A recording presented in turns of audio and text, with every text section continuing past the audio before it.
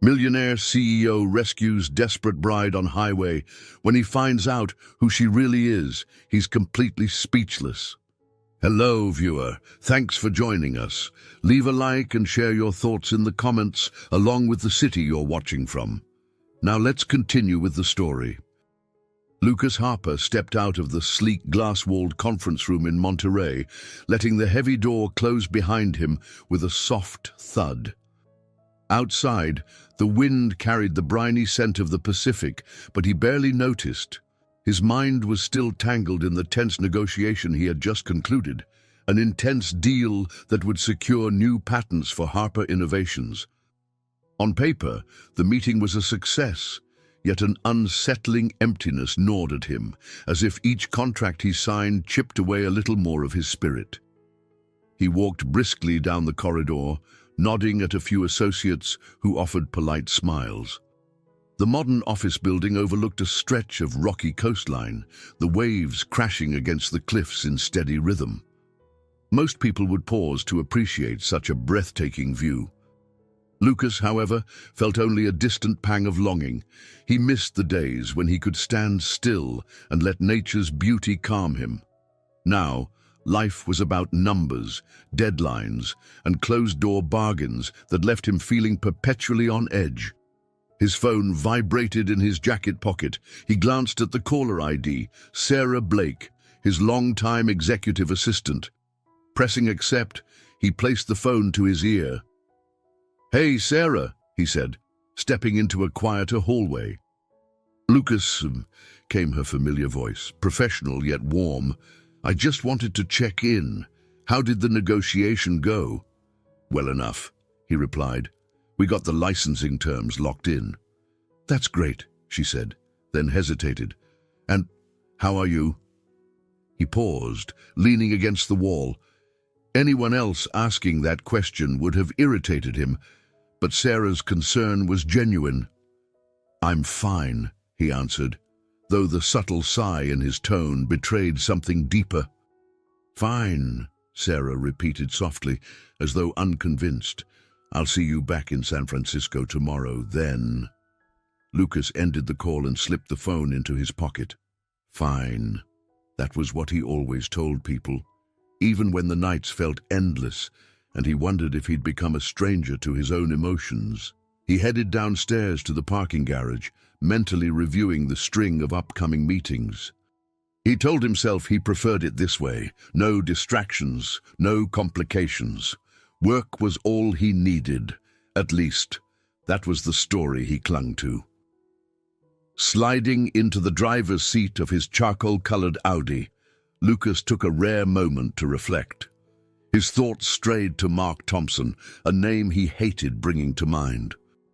A decade ago, Mark had been more than just a friend. They were practically brothers, brainstorming startup ideas in a cramped dorm room, dreaming of conquering the business world together. Then everything imploded in a bitter conflict Lucas still replayed in his mind.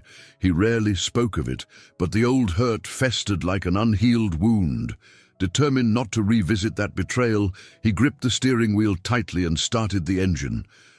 Emerging from the parking structure, Lucas turned onto the Pacific Coast Highway. The sun had begun to set, painting the ocean with fiery streaks of orange and pink. It was the kind of evening made for strolls on the sand or romantic dinners overlooking the water, activities that once appealed to him long before he'd closed himself off. Now, each mile he drove seemed to stretch into a lonely horizon. He was due back in San Francisco later that night, but he decided to take a slower route along the coast, hoping the scenery would calm his restless thoughts. Memories of Mark flickered like ghosts, joined by other regrets. Ex-girlfriends, neglected friendships, a life so consumed by expansion and quarterly reports that he had little space for genuine connection. As the miles went by, Lucas found himself swallowing a wave of bitterness. Still, a flicker of honesty crept in, a faint recognition of how unsatisfied he truly was. Even as he solidified his position in the tech industry, a part of him craved something real, something that didn't hinge on legal clauses and profit margins. With each turn of the wheel, he felt an undercurrent of anticipation, a sense that change might be just around the bend, waiting to break the unrelenting solitude. Zoe Sterling ran her fingers along the lace trim of her wedding dress, carefully examining every delicate detail. Despite the gown's exquisite design, a faint unease stirred in her chest. She stood inside the elegant bridal suite at the Silverado Vineyards in Napa Valley, where sunshine streamed through tall windows onto rows of white chairs being arranged outside. Everything looked picture-perfect, from the floral arches to the pristine table settings. Yet Zoe couldn't shake the feeling that something was amiss. "Earth to Zoe," teased Chloe Martin, her best friend since college, who was hovering by the window. Chloe's wide as inquisitive eyes had been on high alert for weeks. "You good? You seem kind of far away." Zoe mustered a small laugh. "I'm just nervous. I guess it's normal, right?" She fussed with the veil pinned to her dark hair. At 33, she had expected to be brimming with excitement on her wedding day. Instead, her mind kept drifting to the quiet doubts she'd harbored for a while. Little things Mark Thompson said or did that made her wonder if she truly knew him. Chloe's eyes narrowed. "I guess jitters happen, but Zoe, you've been working on this wedding for only a few months. It all happened fast, maybe too fast." Zoe glanced around at the venue's tasteful decor. She was an interior architect by trade, and Mark, charismatic and well-connected, had insisted on a grand event that would impress his circle of influences. Initially, she'd been flattered by his enthusiasm and the security he offered. But as the weeks passed, she noticed subtle shifts in Mark's tone when they discussed their future. He never outright dismissed her ideas, yet he often steered conversations toward what he wanted, usually overshadowing her opinions. She forced a bright smile. "It's just pre-wedding anxiety. Everything will be fine once we say our vows." Chloe didn't look entirely convinced, but she nodded and changed the subject to the honeymoon plans. Zoe welcomed the distraction. Mark had proposed an extravagant trip to Europe, promising to show her every romantic locale from Paris to Venice. The idea had initially thrilled her, but a tiny voice inside whispered that she'd be stepping into a life meticulously planned by Mark, with little room left for her own dreams. At that moment, the door cracked open and a frazzled wedding coordinator popped her head in. "Ms. Sterling, they're about to do a final walkthrough of the aisle. Do you want to join?" "Sure," Zoe replied. She and Chloe followed the coordinator along a corridor lined with family photos from the vineyard's history, a tasteful nod to local tradition. Outside, the air was warm and fragrant with grapevines. Rows of chairs faced a wooden arch draped in flowers. Zoe took in the scene, her designer's eye appreciating the matching color scheme Mark had insisted on, soft creams and subtle golds to mirror the winery's tones. She tried to picture herself walking down the aisle, seeing Mark waiting under that arch. A wave of uncertainty rolled through her stomach. She breathed in slowly, telling herself it was just the magnitude of the moment. Chloe whispered, "Don't forget to eat something today. I brought snacks in my purse, just in case." Zoe managed a grateful grin. "Thanks, Mom," she teased. Yet beneath their playful banter, Zoe felt her pulse quicken. She envisioned Mark's confident smile and recalled all his assurances that this was the right path. He had introduced her to important people in his network, bragged about how talented she was in interior design, and boasted that together they'd be unstoppable. So why did she feel like a prop in someone else's grand production? As the coordinator discussed seating arrangements, Zoe nodded politely, but her mind drifted to the fleeting looks of concern Chloe had sent her way. Maybe it was just wedding jitters, she told herself. After all, she was about to marry a man admired by so many. Surely that should be reason enough to feel blessed. Still, an undercurrent of doubt rippled beneath her composure, hinting that her life was about to be upended far more than she ever expected. Late that evening, Zoe found herself alone in her Napa loft, perched on a stool at the small kitchen island. Open floor-to-ceiling windows revealed the distant glow of vineyard lights. She wrapped a light sweater around her shoulders, though the chill she felt had nothing to do with the temperature. Mark was scheduled to arrive the next morning to finalize some wedding paperwork.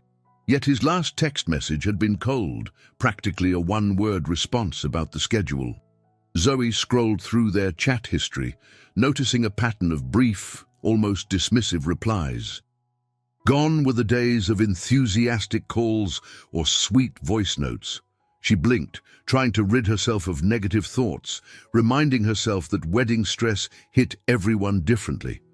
Across from her, a half-empty takeout container of pasta sat ignored. She poked at it with a fork, her appetite absent. In her mind, bits of conversation from the past few months floated to the surface, especially Mark's repeated insistence that she leave most major wedding decisions to him. He'd told her it was for her benefit, so she wouldn't be overwhelmed.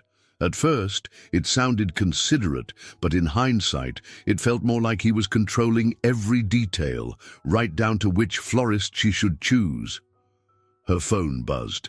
Hoping it was Mark with a reassuring message, she picked it up. It was Chloe. "Hey," Zoe answered, her voice slightly strained. "Just wanted to check in," Chloe said.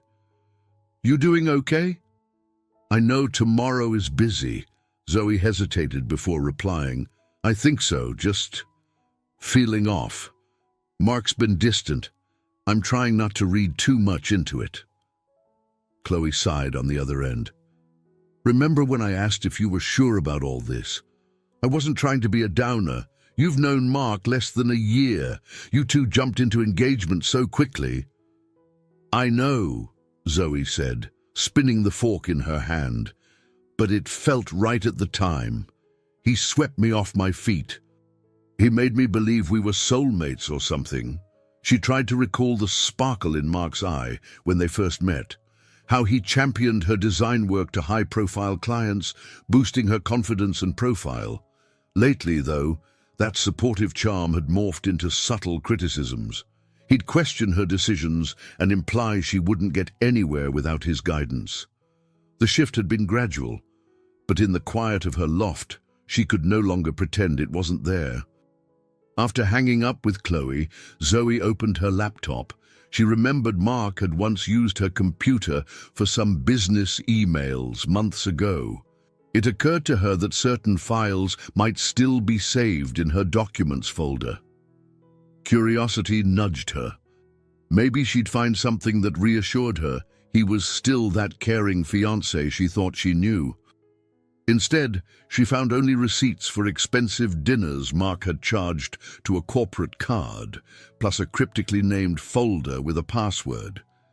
Feeling unsettled, Zoe closed the laptop. She stared at her engagement ring, its diamond catching the overhead light. It was beautiful, exactly the type of ring Mark believed would impress his peers. She slipped it off for a moment, rolling it between her fingers. The weight of it felt heavier than it should. A knock on the door startled her, and she nearly dropped the ring. Rising, she opened the door to see a florist delivering extra centerpieces Mark had ordered without telling her. They were over-the-top arrangements, reeking of extravagance. "Just sign here," the delivery person said. Zoe complied, quietly overwhelmed. As she set the flowers on the counter, she realized how little input she'd truly had on what was supposed to be one of the most important events of her life. Staring at the grandiose bouquets, she found herself breathing unevenly. Maybe Chloe was right. Maybe she'd been swept up in a whirlwind. Uncertainty lingered like a dull ache, and for the first time, she wondered if she was on the verge of making the biggest mistake of her life. Morning light filtered through the tall windows of the same Napa loft, illuminating the swirl of dust motes in the air. Zoe hadn't slept well, Even the aroma of fresh coffee failed to lift her spirits. She stood by the counter, her hands wrapped around a warm mug, waiting for Mark to arrive so they could drive to the final dress fitting together. When he finally walked in, Mark's greeting was curt, his eyes flicking around the space. "You're not ready yet." "We're running late," he remarked, glancing pointedly at his expensive watch. Zoe felt her stomach clench. "It's only 9. The appointment's at 10. We have plenty of time to make it." His gaze pinned her in place. "I told you I wanted to get there early. We have details to finalize." He didn't bother to kiss her hello. Instead, he strode across the living area, scanning for any sign of disarray. Zoe noticed his jaw tighten when he saw the extra flowers delivered last night, as though he was double-checking if she'd messed anything up. She tried to brush it off, taking a deep breath to steady her nerves before hurrying to gather her purse and keys. The drive to the bridal shop was tense. Mark barely spoke, save for a few clipped comments about the traffic and how important it was not to make a bad impression on vendors. Zoe stared out the window at the neat rows of vineyards, recalling how excited she'd once been to share a life with him. Now, the future felt like walking on eggshells. Upon entering the atelier, an elegant older woman named Mrs. Rivera greeted them warmly. "Mrs. Sterling, so good to see you again. Your gown is almost ready for a final check." Her smile wavered when she noticed the rigid air between Zoe and Mark. Mark offered a thin smile. "We're on a tight schedule, so let's get started." Zoe stood on a small pedestal as Mrs. Rivera arranged the gown around her. The heavy satin and lace felt oppressive today. She tried to focus on the mirror's reflection, telling herself that everything would be perfect once the ceremony began. But every time she glimpsed Mark's reflection, arms folded, foot tapping, her anxiety spiked. The tension escalated when Mrs. Rivera mentioned a minor adjustment to the train. "We might need an extra day to make it drape perfectly," she suggested. "Absolutely not," Mark cut in. "The wedding is this weekend. There's no extra day." Zoe caught Mrs. Rivera's unsettled glance and mumbled, "I'm sure we can figure something out." After the fitting, Mark pulled Zoe aside, his grip on her elbow uncomfortably firm. "Why didn't you stay on top of this?" he hissed. "We can't afford mistakes." She winced, trying to free her arm. "It's not a mistake. These things happen. It's a normal part of—" "Don't argue," he snapped, releasing her arm with a small shove. "You're so preoccupied with your feelings that you're not even handling wedding details right." Her heart pounded, and she rubbed the spot on her arm where his fingers had dug in. A swirl of conflicting emotions overwhelmed her. Anger, fear, shame. She desperately wanted to believe this was a one-time lapse, that Mark was just under immense stress, but the voice in her head reminded her that this was not the first time he'd been rough or callous. "Let's just go," she said quietly. On the way out, Mrs. Rivera gently asked if Zoe was okay. Zoe forced a tight smile. "I'm fine, really," she answered, echoing the word that had become her default response. In the car, Mark focused on his phone, ignoring her entirely. Zoe gazed at the bruise forming on her arm, hidden beneath the sleeve of her jacket.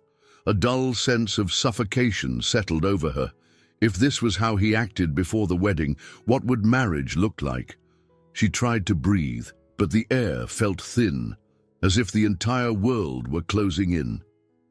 Zoe's heart hammered against her ribs as she huddled behind a column near the back entrance of the Silverado Vineyards.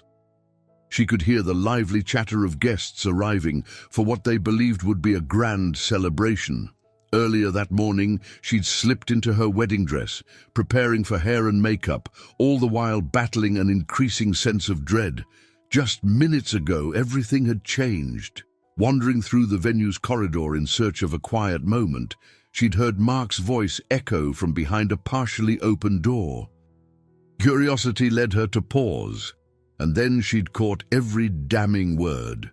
She heard him telling someone that once they were married, he could access her inheritance without any inconvenient legal obstacles.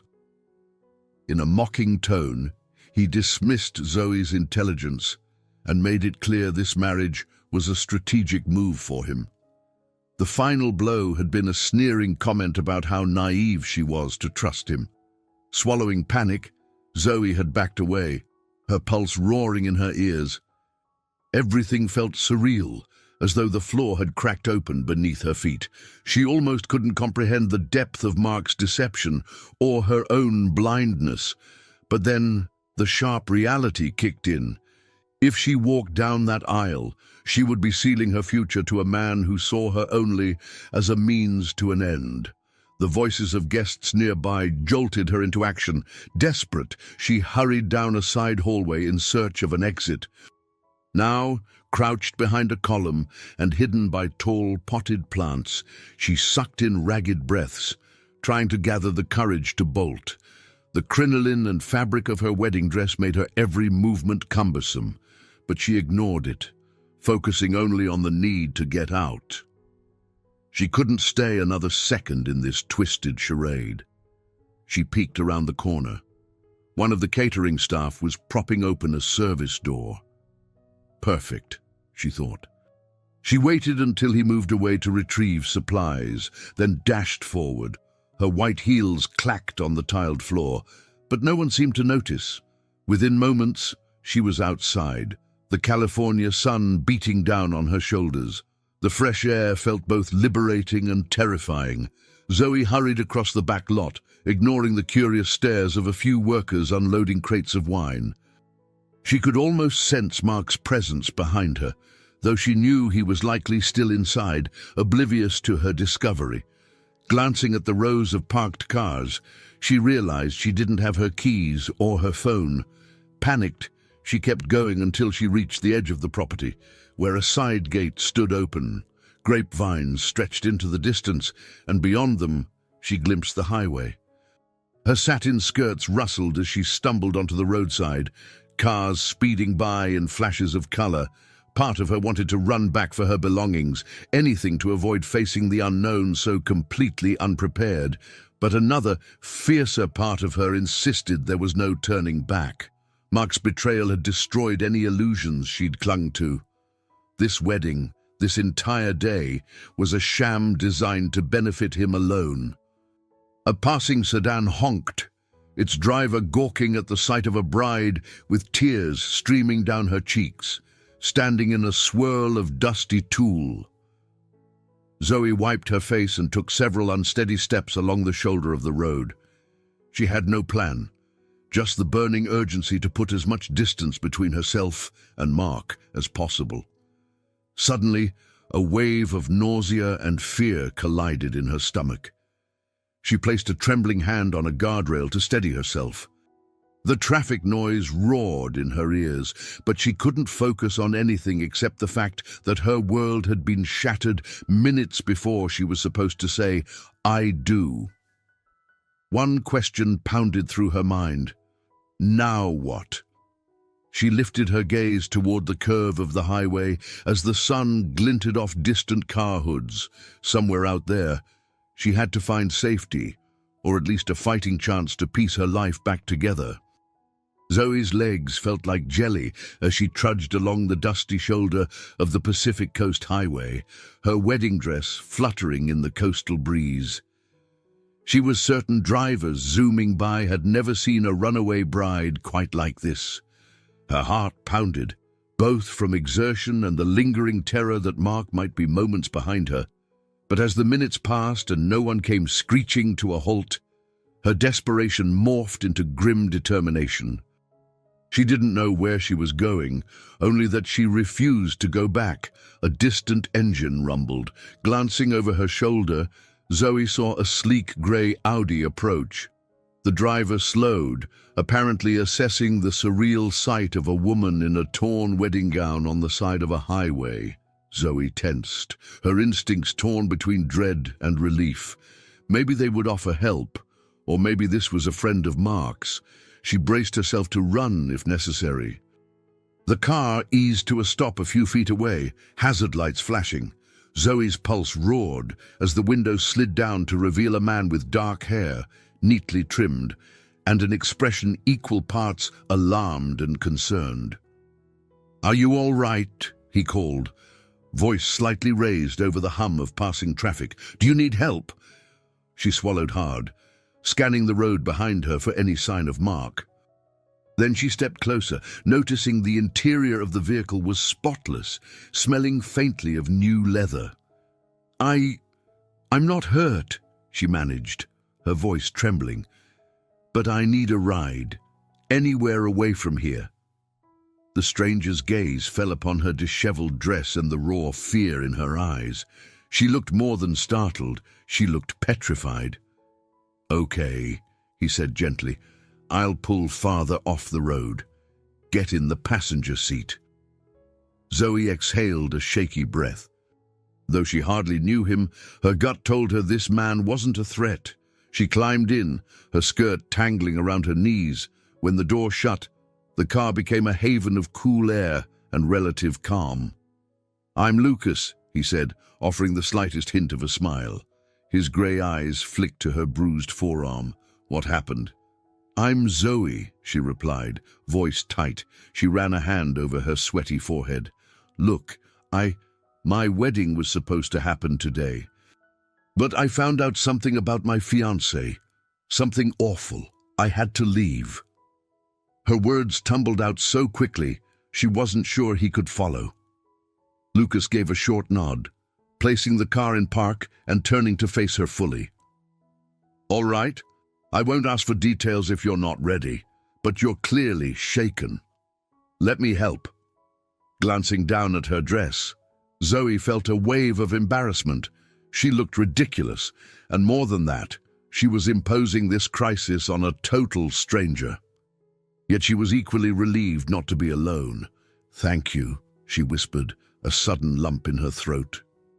They exchanged few words as Lucas navigated the car off the main highway, heading for a quieter route towards Sausalito.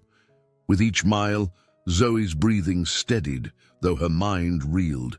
She pictured Mark's enraged face once he realized she had fled. The possibility of him finding her felt all too real. She had seen his temper up close. She couldn't risk letting her guard down. Not yet. Lucas broke the silence.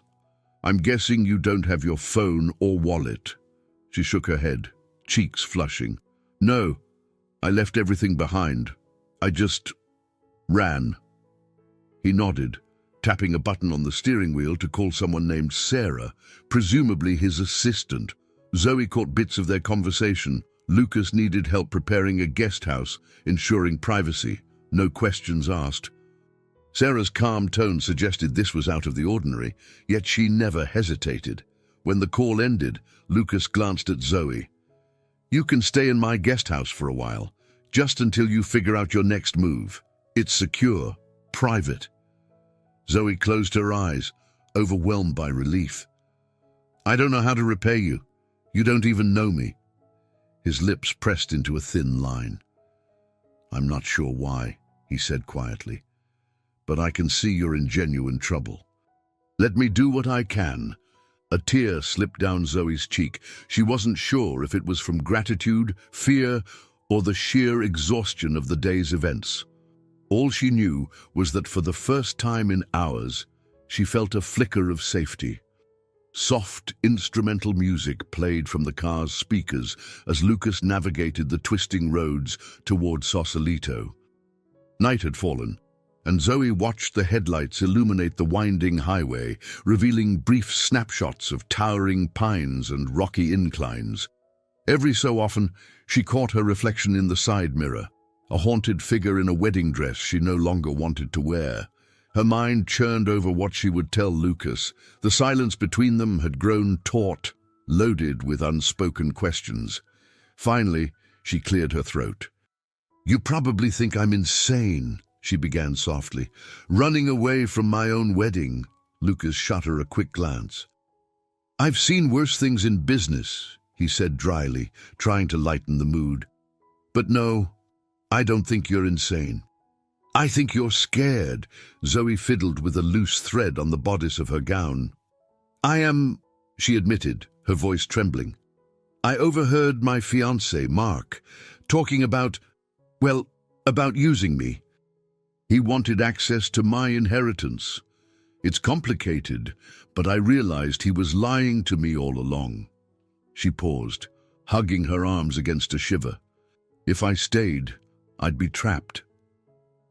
Lucas seemed to register the name Mark with a slight wince, but he remained quiet as she spoke. When she finished, he exhaled. I'm sorry. Whatever he did, that's horrible. You don't deserve it. She swallowed. Thanks. The word felt inadequate compared to the whiplash of events churning inside her. A question nagged at her. Why had Lucas flinched at Mark's name? But she hesitated to pry. She was already imposing so much on him. They traveled another mile before Lucas indicated a turnoff. A series of narrow lanes led to a secluded property with a modern home perched against a hillside. Soft exterior lights revealed sleek architectural lines, and the faint glimmer of San Francisco Bay sparkled in the distance. Zoe sensed Lucas was someone of substantial means, yet his demeanor wasn't pompous. It was as if he wore his success quietly, with little patience for fanfare. He pulled the car around to a smaller detached structure. This is the guest house, he explained, cutting the engine. You'll have privacy here. I'll stay in the main house. Sarah, the woman on the phone, should be here soon with some essentials. Zoe followed him up a short walkway, the motion-activated lights flipping on. Her pulse throbbed with a mix of apprehension and gratitude. Stepping inside, she was greeted by warmth and understated elegance. An open-plan living area with soft grey furnishings, tall windows, and a minimalist kitchen. Immediately, she felt a rush of relief. It was the farthest thing imaginable from the chaos she'd left behind. Lucas gestured toward the bedroom. You can rest, shower, change. I'll see if Sarah brought suitable clothes or if we need to buy some tomorrow. Zoe blinked back unexpected tears. The day had been a hurricane of humiliation and fear, and now she was confronted with kindness. Thank you, she said, her voice wavering. Really? He inclined his head, then cleared his throat. Look, if you need something, call me on the intercom here, or just knock on my door over there. He pointed out a connecting path leading to the main house. No pressure. I just don't want you to feel alone. Alone. That word echoed in her mind. She had never felt more alone than during the past few hours. Now she at least had a place to catch her breath. I appreciate it, she whispered. Before either could say more, headlights swept across the windows. Moments later, the door opened to reveal a woman in a tailored blazer holding a small duffel bag. Sarah, Lucas said, relief in his voice. Perfect timing. Zoe, this is Sarah Blake, my executive assistant and friend. Sarah's kind smile lit her face. Hi, Zoe. Nice to meet you. I'm sorry about your predicament. Here are some basics. Sweats, a t-shirt, toiletries. We'll figure out the rest later. Zoe managed a shaky nod. Thank you. Both of you? Lucas lingered a moment, his gaze dipping to the bruise on Zoe's forearm that she'd tried to hide. An unmistakable flash of concern clouded his eyes, but he said nothing more, stepping aside to let her pass. It was obvious that something about her situation shook him deeper than polite sympathy, and as exhausted as Zoe was, she couldn't ignore the sense that fate had led her to someone with his own guarded scars.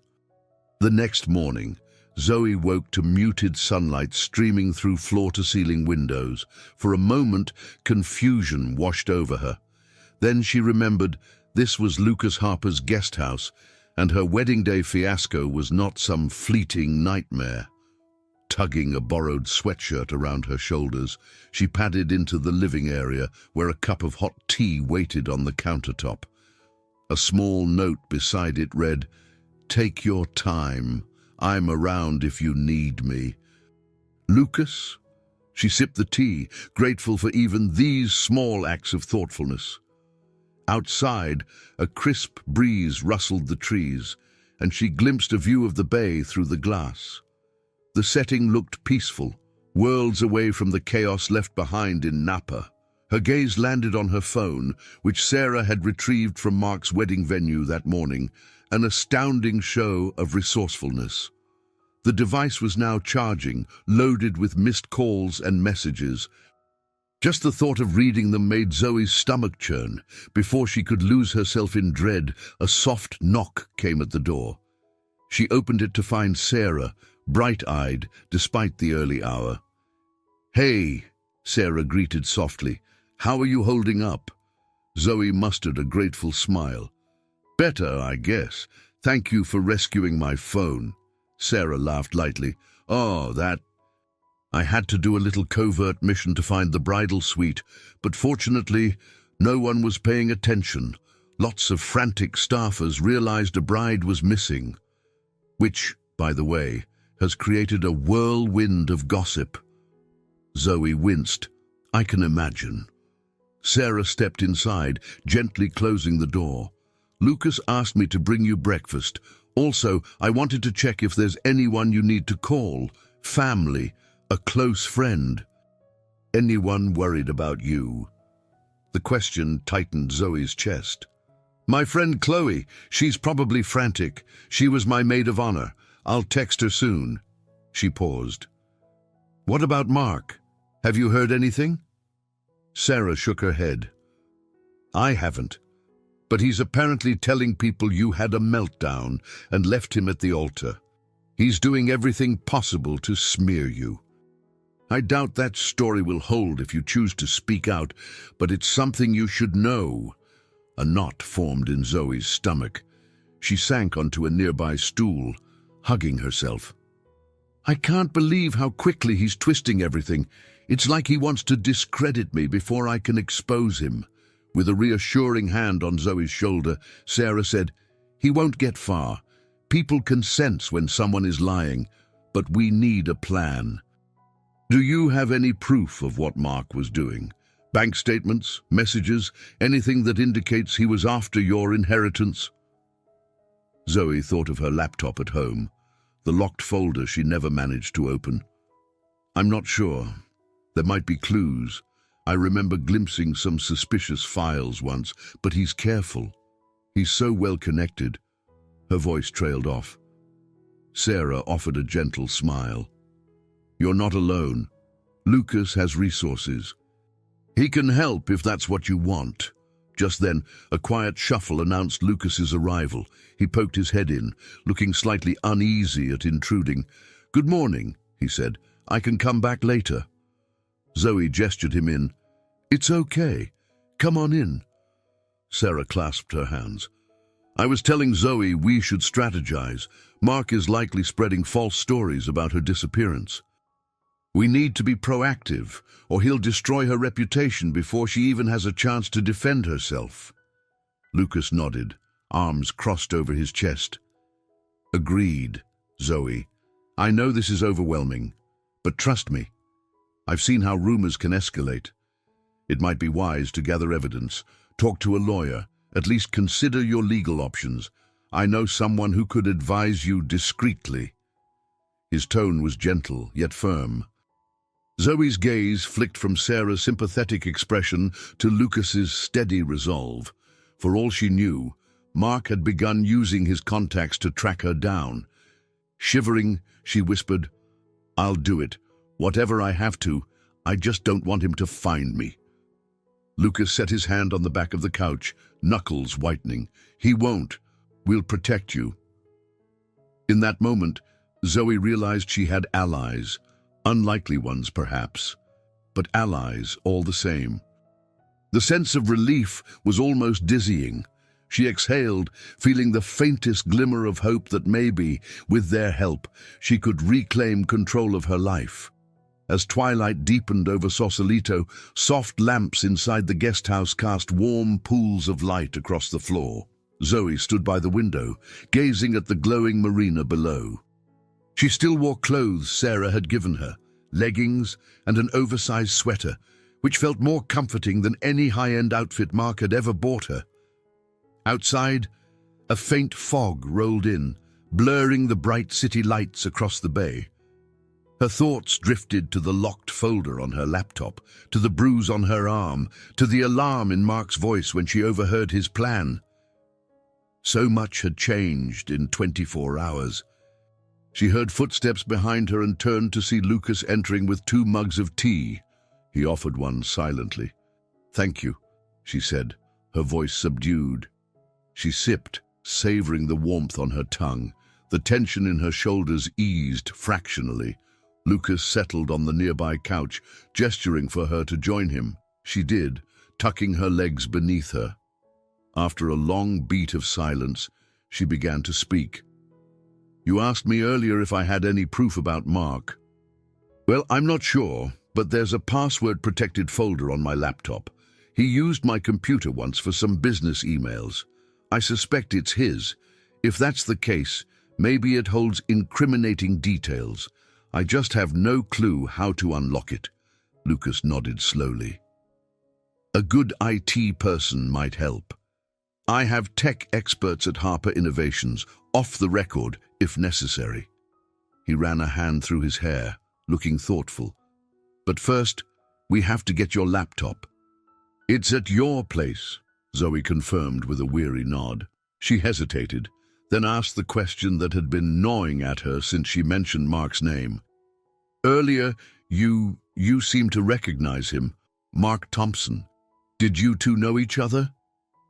Lucas's jaw tightened. He stared into his mug as though searching for the right words. "Yes," he said finally. "We were close friends a long time ago, practically family. We even started a small venture together, back before I founded Harper Innovations. Then things went south. There were some shady financial moves. He sabotaged a major deal, and I lost investors. We severed ties. I haven't spoken to him in years." Zoe inhaled sharply. She had known Mark was no saint, but hearing Lucas confirm those traits from personal experience sent a chill through her. "I'm sorry," she managed. "He didn't mean to pry." Lucas shrugged, though his expression betrayed lingering hurt. "I thought I'd buried that part of my past, but hearing you say his name, I guess it threw me." They exchanged a look of mutual understanding, both aware that Mark's betrayal had shaped them in different but equally painful ways. Zoe fiddled with the edge of the sweater sleeve, voice hushed. "It's strange to think I almost married him, you know. For a while, he made me feel like I was the luckiest woman alive, but now I see how he systematically chipped away at my confidence. I feel foolish for not recognizing it sooner." "You're not foolish," Lucas said, his tone firm. "You trusted someone you cared about. That's not a crime." She swallowed against the lump in her throat. Despite the day's chaos, she felt a surprising sense of safety in Lucas's presence. His intensity was tempered by an undercurrent of compassion she hadn't expected from a powerful CEO. She wondered if he sensed the spark between them, an unspoken current that seemed to hum whenever they were close. Tucking a loose strand of hair behind her ear, Zoe ventured, "I don't know what I would have done if you hadn't stopped on the highway." Her cheeks warmed at the admission of vulnerability. Lucas glanced at her, something earnest flickering in his eyes. "Maybe we both needed a chance to face the past," he said quietly, "in different ways." They sipped their tea in comfortable silence, the city lights twinkling outside as the night deepened. In the hush, a fragile bond formed, one born of shared wounds and a tentative willingness to trust again. Neither spoke of romance, but the unspoken possibility hovered like a gentle glow, weaving a sense of hope into the darkness. Over the next 2 days, Zoe found her footing in the guest house. With Sarah's help, she arranged a plan to retrieve her laptop from her Napa loft without alerting Mark. Chloe, her best friend, had also been secretly contacted. Zoe's heart lifted when she finally heard Chloe's frantic voice on the line. "Oh my God, Zoe, do you have any idea how terrified I was?" Chloe practically shrieked, equal parts anger and relief. "I've been calling you non-stop!" "Mark has been telling everyone you had a meltdown. He's painted himself as the victim." Zoe winced. "I'm sorry. Hearing him talk about me like some pawn, I couldn't stay. Are you okay? Is he harassing you?" Chloe huffed. "He claimed you stole family heirlooms. Total nonsense. Anyway, I told him if he contacts me again, I'll record every word. He's a piece of work." Relieved, Zoe pressed a hand to her forehead. "I'm safe now. Can you meet Sarah to get my keys and slip into my place? I need my laptop. It's urgent." "Absolutely," Chloe said. "I'll do anything you need. Just promise you won't disappear on me again." By late afternoon, a carefully orchestrated plan was in motion. Chloe retrieved Zoe's keys from Sarah in a busy cafe in downtown Napa, their quick meeting designed to avoid attracting attention. Chloe then drove to Zoe's loft, grabbed the laptop, and handed it off to a courier Sarah trusted.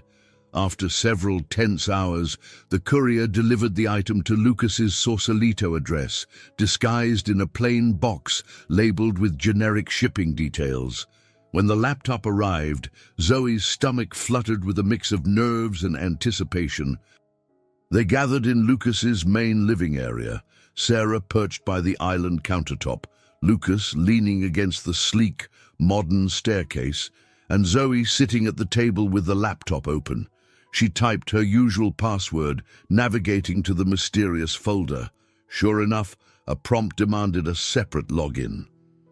"I can ask one of my cybersecurity specialists to try bypassing it," Lucas offered, voice steady.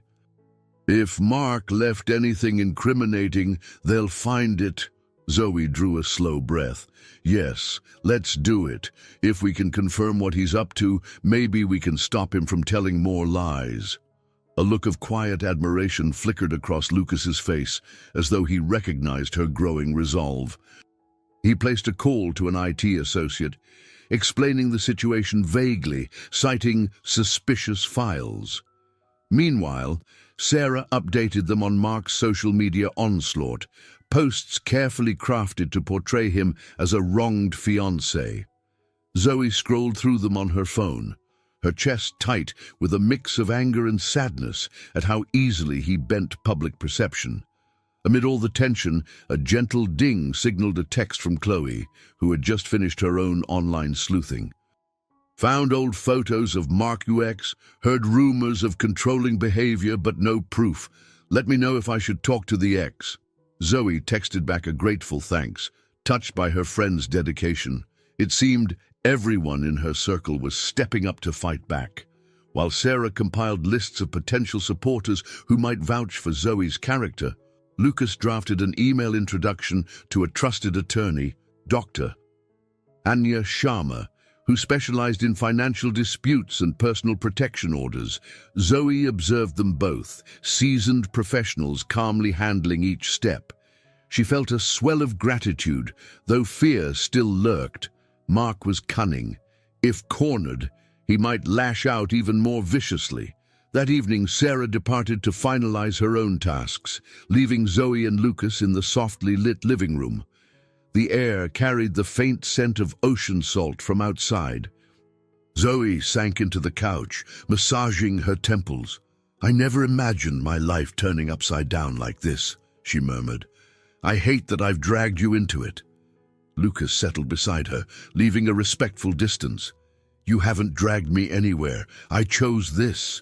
Besides, Mark burned me too once upon a time. If helping you also helps me finally settle that score, then so be it."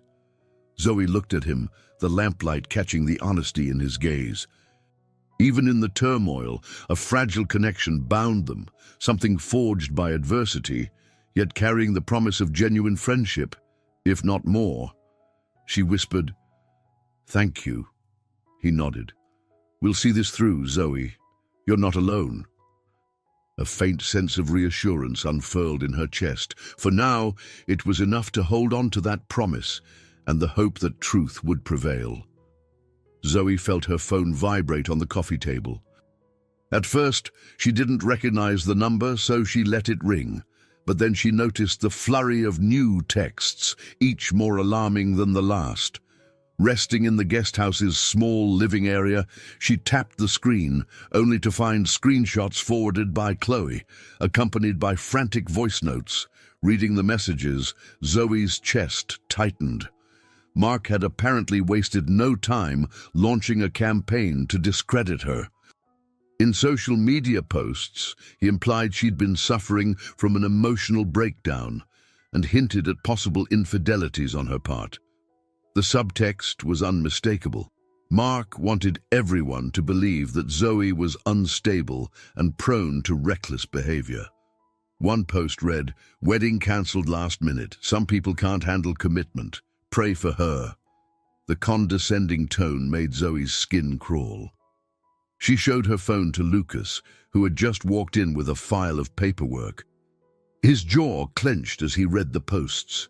"He's trying to paint you as unhinged," Lucas said quietly, "and from what I'm gathering, he's calling in favors from his circle, trying to get them to spread the same story." Zoe sank onto the edge of the sofa. "He's good at this," she whispered. "If he keeps at it, people will believe him. It's so easy to make a runaway bride look irrational." Lucas set the paperwork aside, then gently placed a hand on Zoe's shoulder. "He'll weave whatever narrative he wants, but that doesn't make it true. We have our own evidence in the works. Once that password-protected folder is cracked, we'll have a counterattack. Don't lose hope." Yet she could feel her heart pounding with dread. Mark's cunning manipulation had cornered her, and she remembered all too well how convincing he could be. What if prospective clients believed his lies? Her reputation as a designer hinged on trust. People might assume she was too unstable to handle serious projects. Her mind spiraled with worries about her career, her friendships, even her credibility in court if it ever came to that. Sarah arrived moments later, phone in hand. "I just got off a call with Chloe. She says Mark is reaching out to mutual acquaintances, claiming Zoe owes him money for deposits and items he purchased. He's painting himself as the jilted fiancé who lost thousands." Zoe stood, anger heating her cheeks. "That's all twisted. He insisted on the expensive wedding. I never asked for any of that." Sarah nodded. "We know, but your circle doesn't. People love drama, and Mark's version is juicy. We have to push back somehow." Lucas crossed his arms, scanning the room as though plotting a strategy. "Let's focus on facts. We have bank statements showing how he used Zoe's name to secure certain wedding-related payments with questionable charges. Once Dr. Sharma sees all this, she can outline the best legal path." Zoe's phone buzzed again, a barrage of notifications from acquaintances wanting her side of the story. Anxious, she turned the phone face down on the table, the screen lighting up with each incoming message. "I can't keep up with this," she murmured. "He's so fast, and I feel like I'm constantly behind, cleaning up the mess he makes." Sarah exchanged a look with Lucas. "That's what Mark wants. He's keeping you on the defensive. The best approach might be to remain quiet until we have solid proof of his fraud. Then we unleash everything at once." Taking a shaky breath, Zoe nodded, though fear pulsed through her. "You're right. But seeing these lies spread is infuriating." She thought of the day she'd fled, the humiliating stares, the terror that drove her to stand on that lonely highway in a ragged wedding dress. Lucas took a seat beside her, his voice low. "You have to trust that the truth will find its way out. It might get worse before it gets better, but you're not facing him alone now." Despite the swirl of panic inside her, Zoe allowed his words to settle. She looked into his eyes, sincere, unwavering. She inhaled slowly, steadied by the realization that, for the first time, she was pushing back with a team. Mark's vicious attacks wouldn't break her this time. Something stronger than fear flickered in her chest. Resolve. Sarah's footsteps clicked across the polished hardwood as she entered Lucas's main house, carrying a laptop bag. Close behind her was a bespectacled IT specialist named Jason, whom Lucas had summoned discreetly. Zoe rose from the dining table, smoothing the hem of her borrowed t-shirt. The tension in the room was palpable. They were one step closer to unearthing whatever secrets Mark had hidden. "Jason, this is Zoe," Sarah introduced. "She's the one who needs help accessing a secured folder." Jason nodded politely. "Happy to help." "Let's see what we can do." They cleared space on the table, setting up cables and a portable drive. Zoe hovered anxiously, remembering how Mark once boasted about his skill at covering his tracks. Could Jason really crack Mark's digital fortress? Her hands trembled slightly when she typed her basic login. Then Jason took over, running specialized software. A flurry of code filled the screen, lines streaming too fast for Zoe to follow. While Jason worked, Lucas handed Zoe a folder. Preliminary statements from Mark's business dealings, some questionable finances that my contact uncovered, nothing conclusive yet, but it all points to irregularities. Zoe flipped through them, her eyes widening at the sheer scale of Mark's possible fraud. It wasn't just about her inheritance. There were suspicious payments and roundabout transfers to overseas accounts. Her breath caught. Had she nearly tied her life to a man who might be laundering money or worse? "Got a partial hit," Jason announced, drawing everyone's attention. "The encryption's robust, but I see references to multiple real estate deals. Some might belong to Mark or a shell company. Give me a bit more time." Zoe felt a flicker of excitement mixed with apprehension. This was the ammunition she needed to prove Mark's deceit. But with it came the painful realization that she had barely known the man she almost married. She stepped back from the screen, letting Jason continue, and tried to quell the swirl of emotions. Meanwhile, Sarah started drafting a timeline of events. When Zoe met Mark, their whirlwind courtship, evidence of controlling behavior, culminating in her dramatic flight. "It's important," Sarah explained, "because if Mark tries to sue or claim defamation, we'll have a coherent narrative to counter him." Zoe chewed her bottom lip. "I'm not looking for revenge. I just want him to stop ruining my name, and to make sure he can't do this to someone else." Lucas nodded, empathy in his gaze. "Exposing the truth is the only way. Once it's out there, his manipulative facade collapses." A soft chime on the laptop indicated Jason's software had made progress. He typed furiously, then said, "I'm in. Looks like it's a trove of PDFs, spreadsheets, even scanned documents with Mark's signature. Most are labeled with initials, maybe to hide the real parties involved. I'll start copying them to a secure drive so I can decrypt and organize them better." Relief washed over Zoe. "Thank you, Jason," she whispered, her throat tight. "You have no idea what this means." He gave a small smile.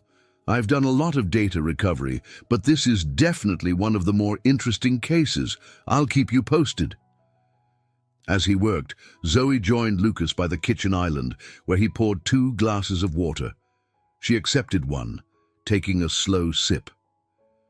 "If these documents show Mark was plotting to control my inheritance," Lucas finished her thought, "then we have leverage. People won't be as quick to believe his sob story." They fell quiet, the hum of Jason's software the only noise. Zoe felt a knot of anxiety unravel. She was still terrified of Mark's next move, but for the first time, she saw a clear path forward. Soon, she would have the tools to defend herself in court or in any public forum Mark chose.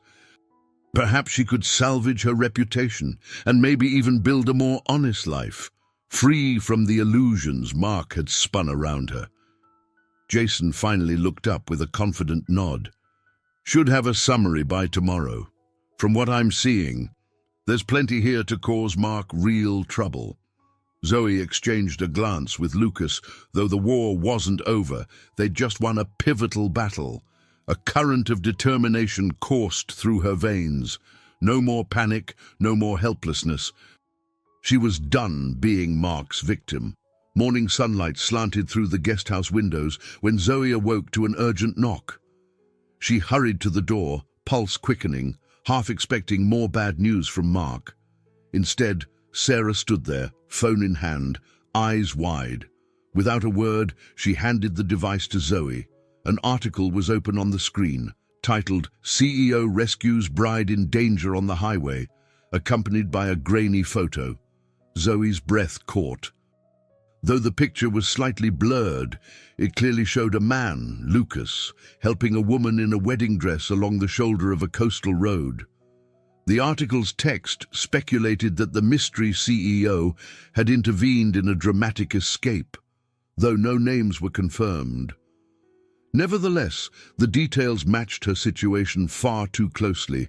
The location near Napa, the approximate timing, the glimpse of a designer gown.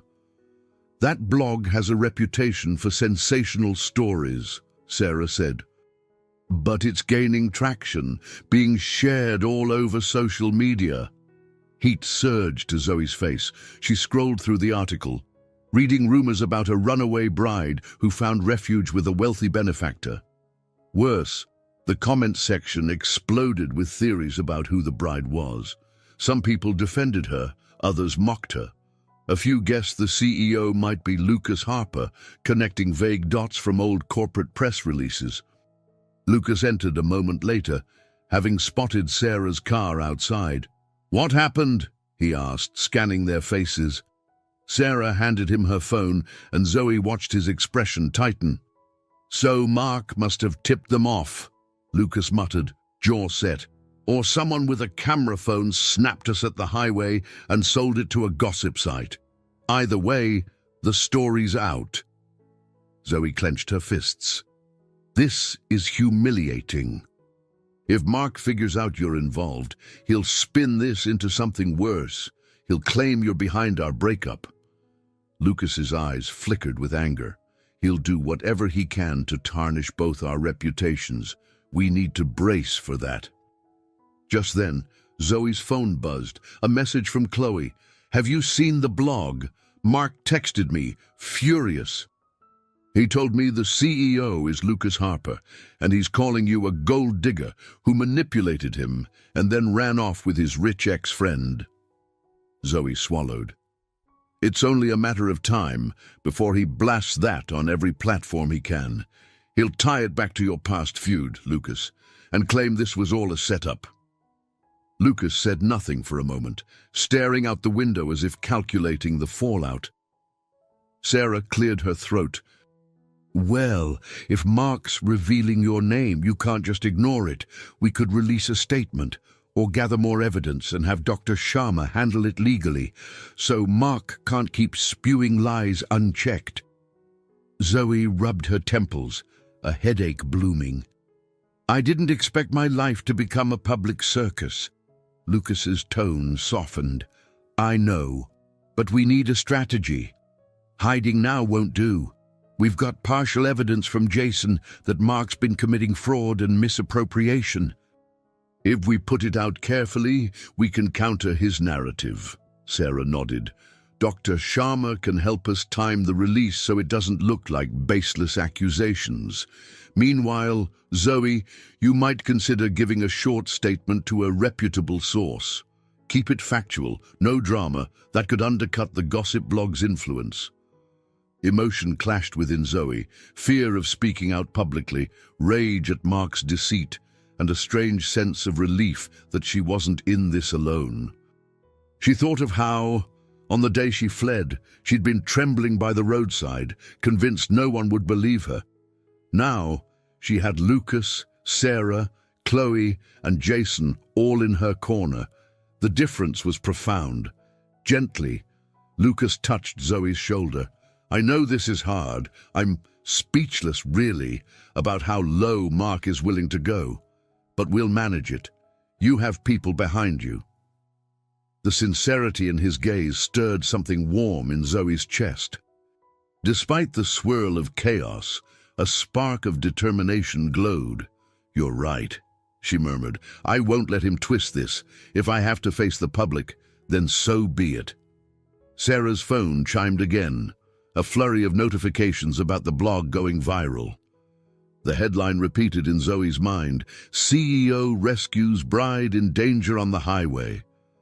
Even if it was a sensationalized take, it was true in a way she never anticipated. Lucas had saved her from a nightmare, and now, with the story out, he was risking his own reputation too. Gathering her resolve, Zoe stood straighter. "Let's handle this on our terms." Lucas gave a curt nod, steel in his voice. "Yes, no more letting Mark define the narrative. We're taking control." Later that afternoon, Zoe paced the length of the living room, her nerves fraying as she waited for Lucas to finish a tense phone call in his study. She caught only fragments through the partially closed door, mention of Mark's name and references to business partners with cold feet. The weight of what Mark's media blitz might do to Harper Innovations settled heavily on her shoulders. When Lucas finally emerged, his expression was grim. "Some investors are anxious about the rumors.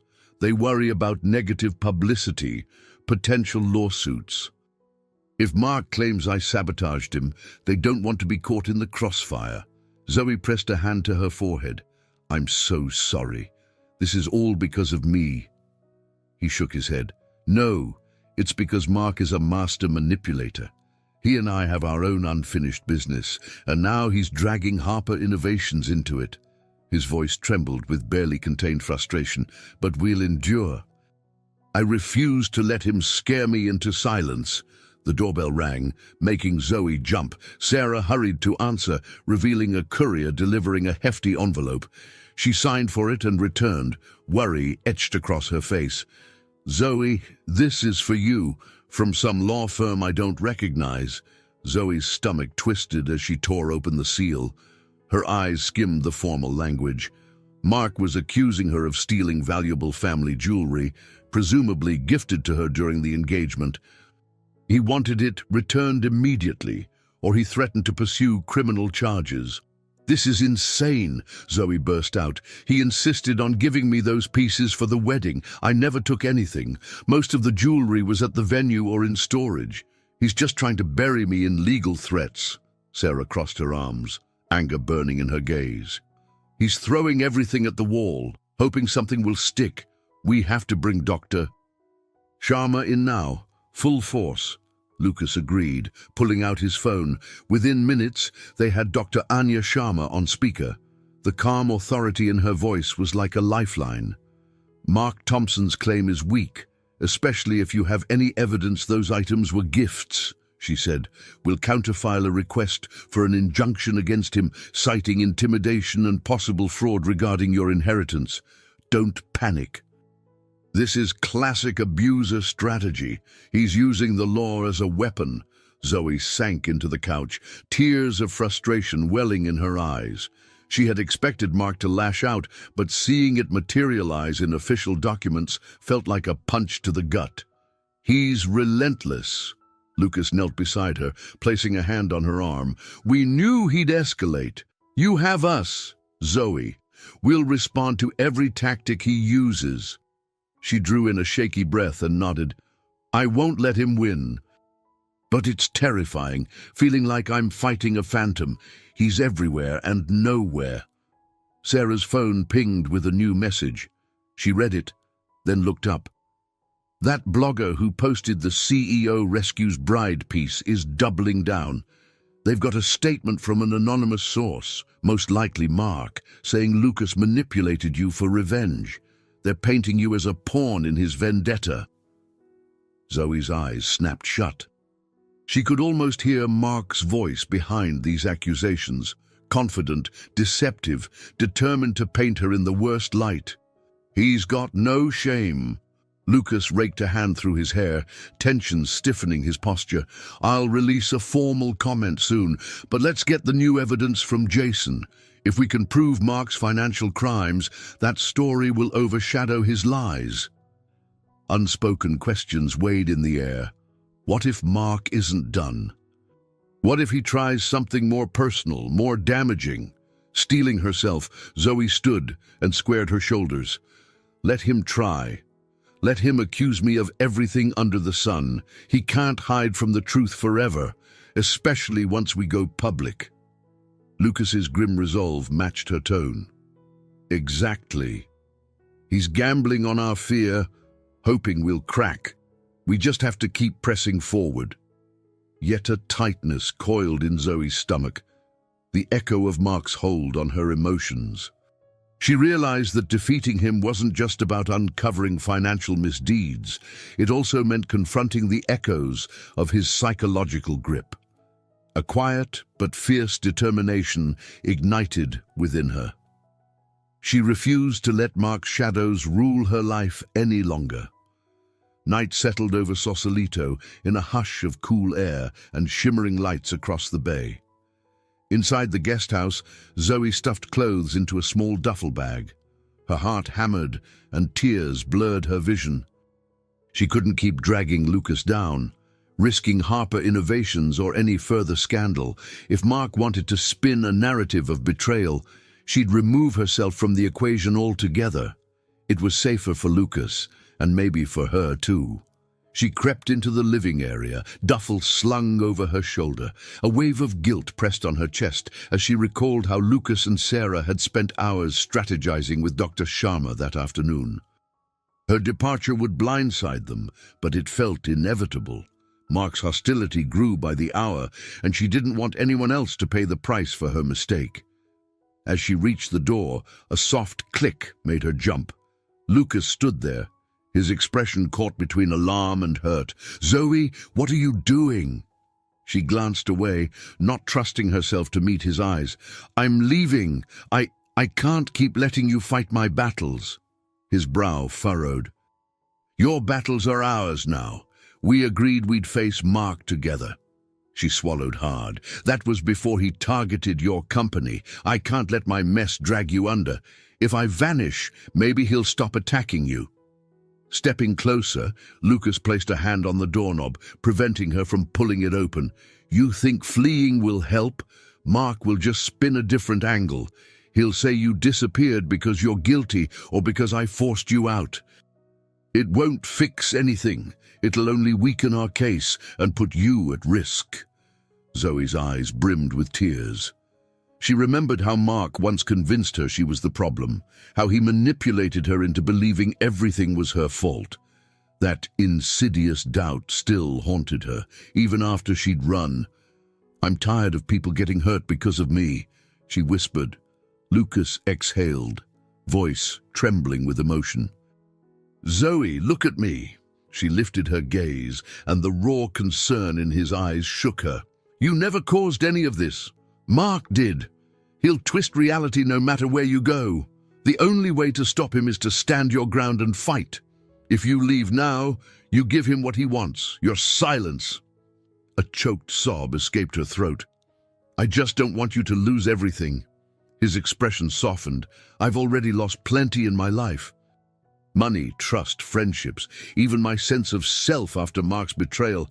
But I'm here, rebuilding, and right now, nothing matters more than doing the right thing. That includes helping you." She let her bag drop to the floor as tears slipped down her cheeks. She wanted so desperately to believe him, to stop feeling like a burden. "I'm so scared," she admitted, her voice wavering. Without hesitation, Lucas closed the distance between them, gently wrapping her in an embrace. The warmth of his arms and the steady beat of his heart offered comfort she hadn't felt in a long time. "I know," he murmured, "but you don't have to be scared alone." For a moment, she rested her head against his chest, letting the gravity of the day's events drain her energy.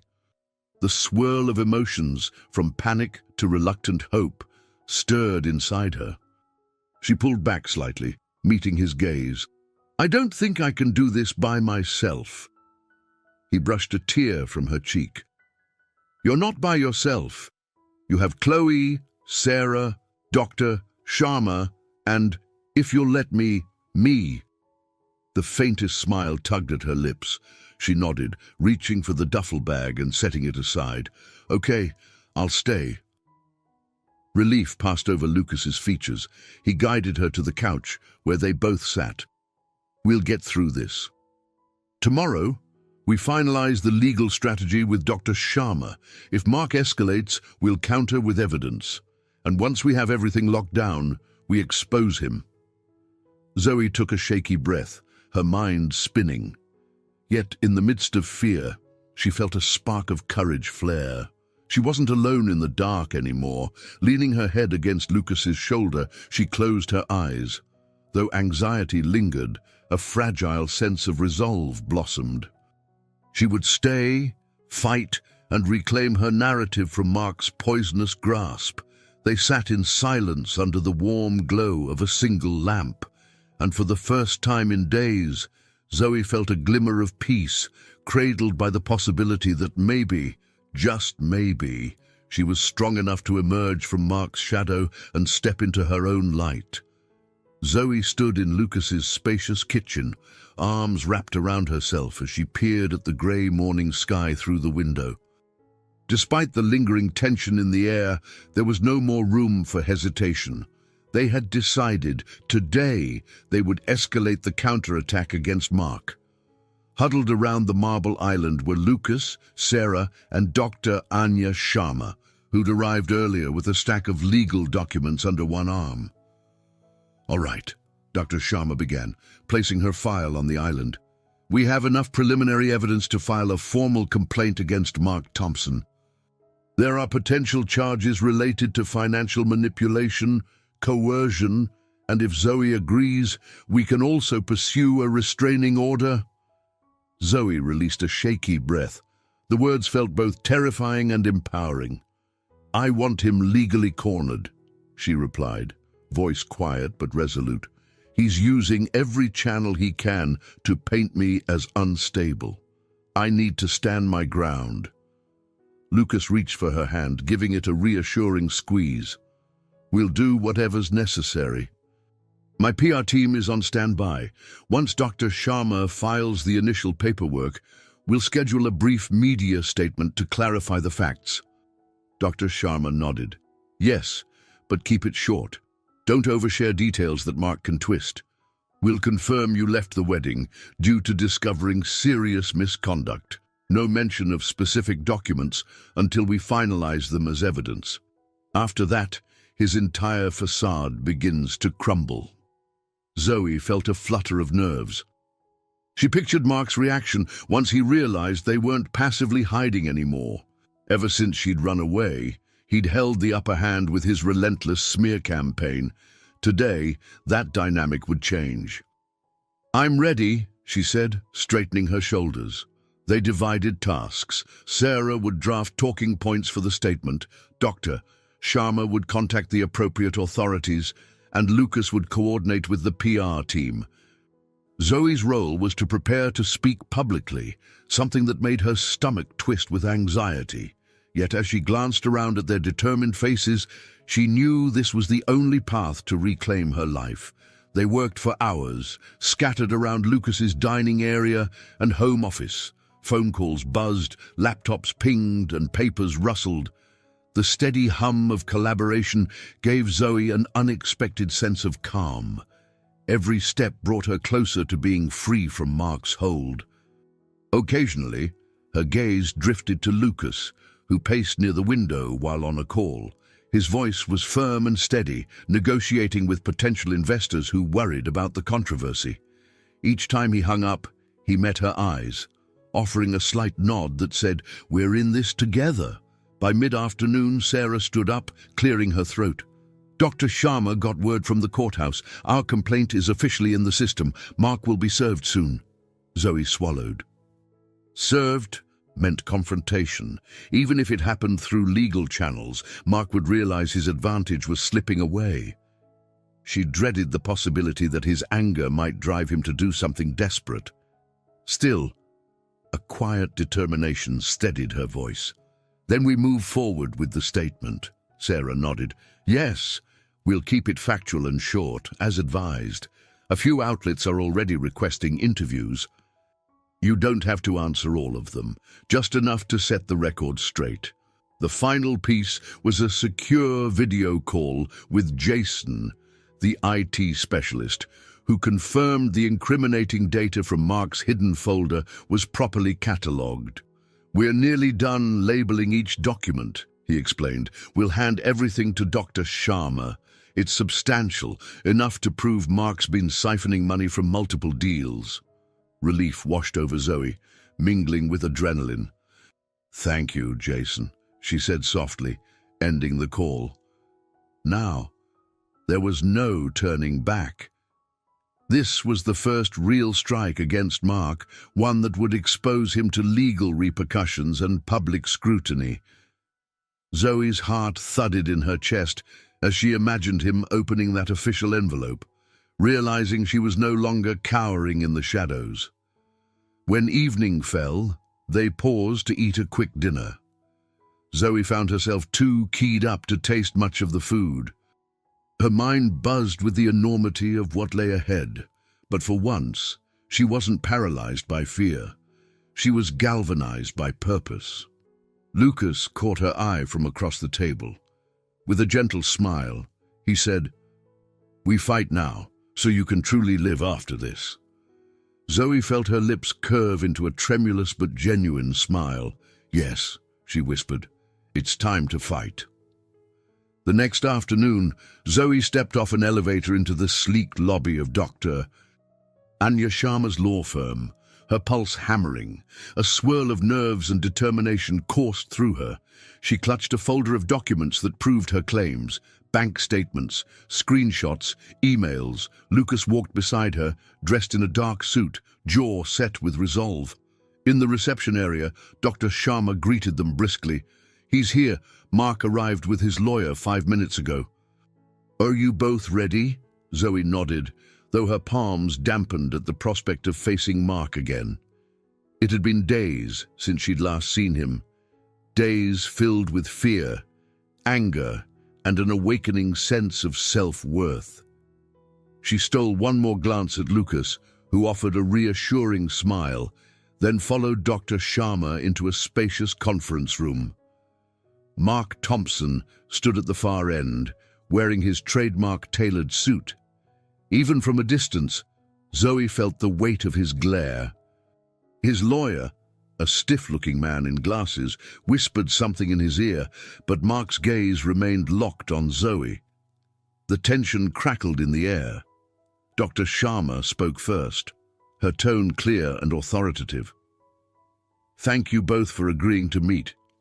My client, Mrs. Sterling, has brought forth claims regarding financial manipulation, coercion, and potential fraudulent activities connected to Mr. Thompson. We're here to present preliminary evidence and discuss potential resolutions." Mark's lawyer cleared his throat, adjusting his tie. "Let's not jump to conclusions. My client categorically denies any wrongdoing. As for Ms. Sterling's sudden departure from the wedding, we have reason to believe there were personal issues." Zoe refused to let him spin the narrative. "I left because I discovered Mark intended to marry me solely to access my inheritance. I overheard his call," she said, voice trembling with controlled anger, "and I have documents from his private folder that implicate him in multiple dubious transactions." She slid a copy of the relevant documents across the conference table. Mark's jaw tightened, eyes flicking to the papers. For a split second, uncertainty passed over his face before he smoothed it into a cold mask. "This is nonsense," he said, his tone dripping with derision. "How dare you hack my private files? I'll press charges for invasion of privacy." Lucas leaned forward, his own frustration cracking through. "Those files were on Zoe's laptop, not yours. And if you want to talk about charges..." Maybe start with your attempts to blackmail her into returning family jewelry that was never stolen in the first place. A vein throbbed at Mark's temple. His lawyer intervened. But Dr. Sharma cut him off, sliding another set of exhibits across the table. Our forensic analysis confirms the funds in question were diverted through shell companies tied to Mr. Thompson. We have bank statements, signatures, and timestamps. Explain that. Mark scanned the pages, fury etching lines across his forehead. For an instant, Zoe saw the truth flash in his eyes. He was cornered, but he quickly forced a mocking laugh. You think some half-baked paperwork will hold up in court? You know how easily documents can be fabricated. Maintaining composure, Dr. Sharma spoke calmly. We have verified these documents through professional auditors, and there is a journalist waiting for a statement, someone who's been investigating similar allegations against you. Unless you agree to stop your defamation campaign and address these concerns, the story will go public. Zoe sensed the atmosphere shift. Mark's confidence wavered, replaced by desperation. She remembered that desperation from their final days together, when he realized his grip on her was slipping. A bitter taste filled her mouth as she recalled the bruise he left on her arm. His lawyer tugged his sleeve. We should discuss privately, the man said under his breath. Mark shot a venomous look at Zoe, then turned abruptly, stepping away for a hushed conversation in the corner. Zoe exhaled shakily. Lucas placed a gentle hand on her back. You're doing great, he murmured. She nodded, heart pounding. This was the moment she dreaded and prepared for. No matter what Mark tried next, she had shed her old fear, standing firm on her truths. When Mark returned to the table, his face was a rigid mask. He all but snarled, "This meeting is over. We'll see you in court. And if you so much as breathe a word of these false documents to the press, I'll make sure you regret it." He spun on his heel, his lawyer trailing behind. The conference room door slammed, the echo lingering in the stunned silence. Dr. Sharma sighed. As expected, he's refusing to negotiate. Zoe steadied herself. Then we go public. Expose it all. Lucas stood resolute at her side, voice low and determined. He asked for a fight.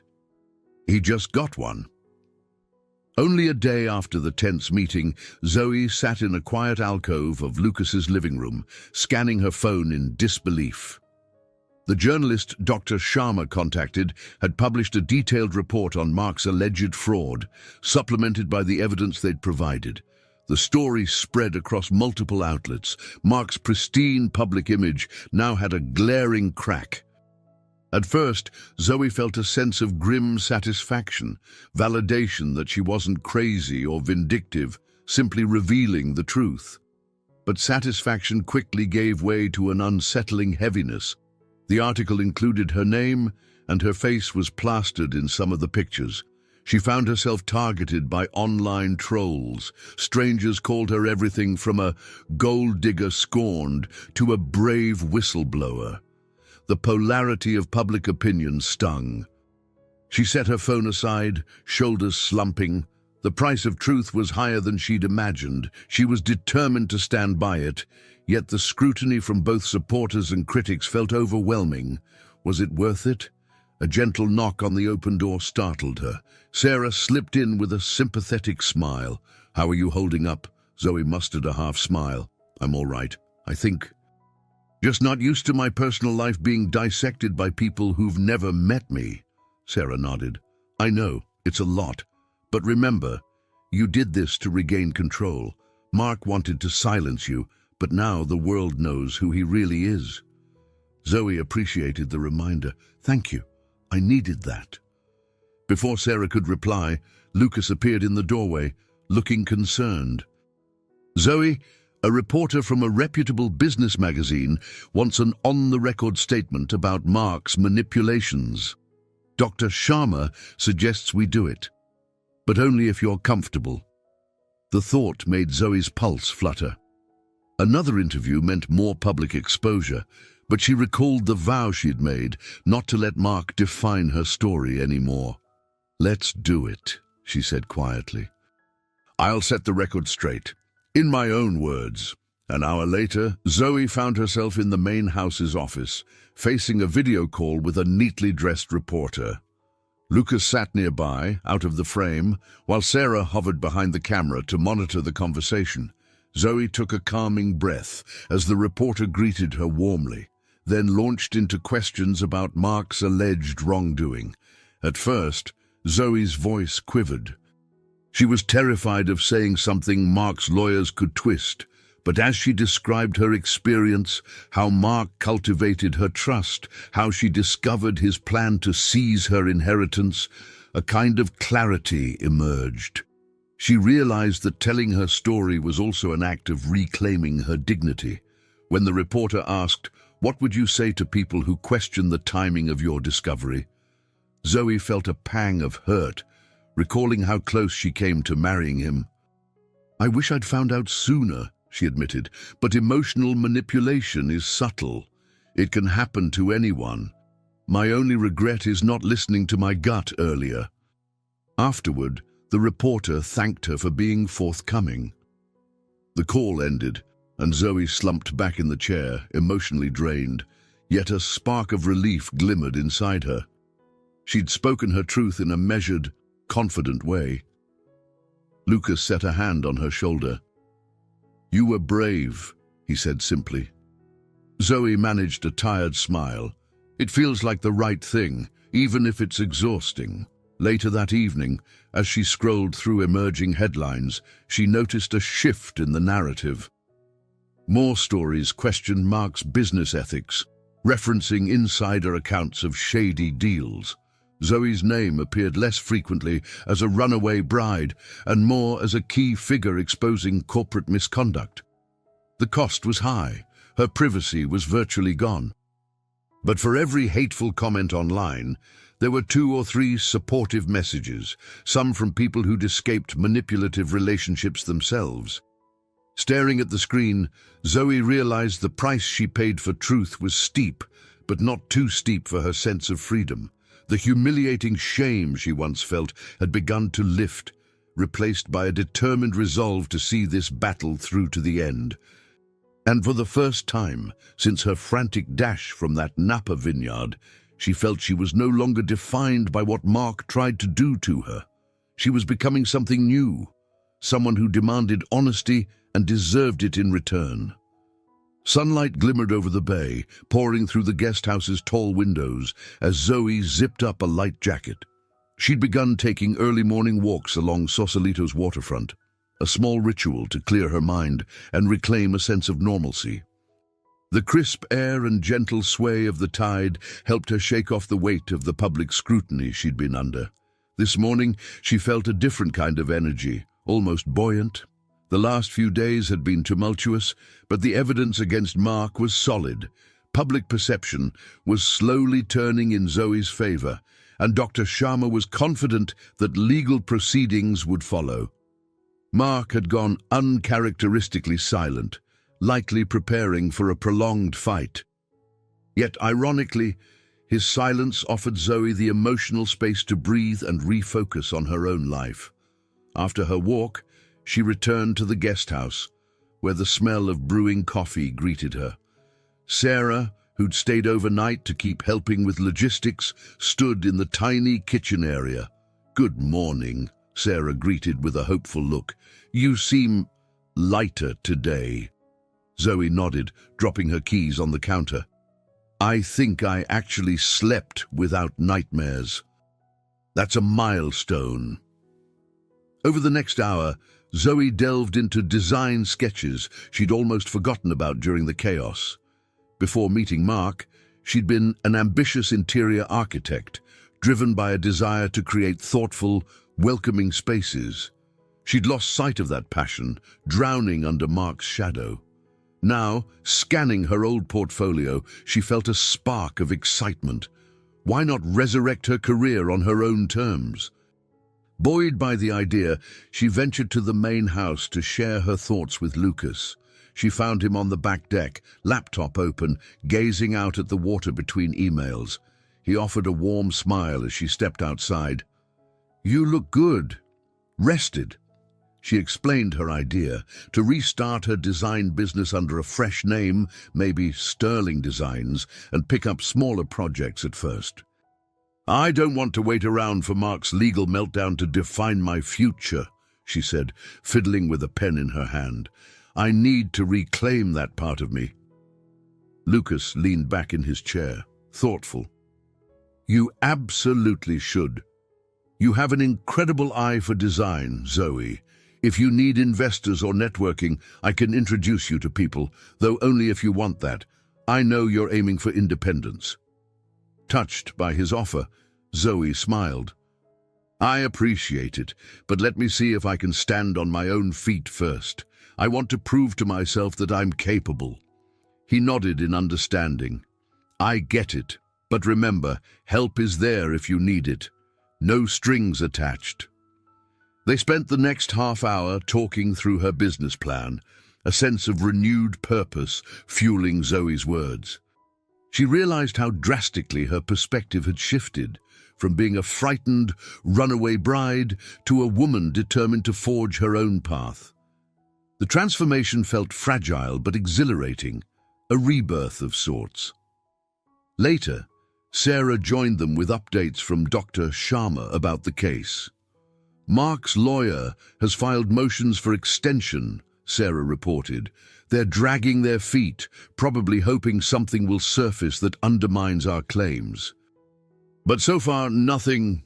Zoe braced herself against the deck railing. "That means we might be in for a drawn-out process, right?" Sarah nodded. "Yes, but your position is strong.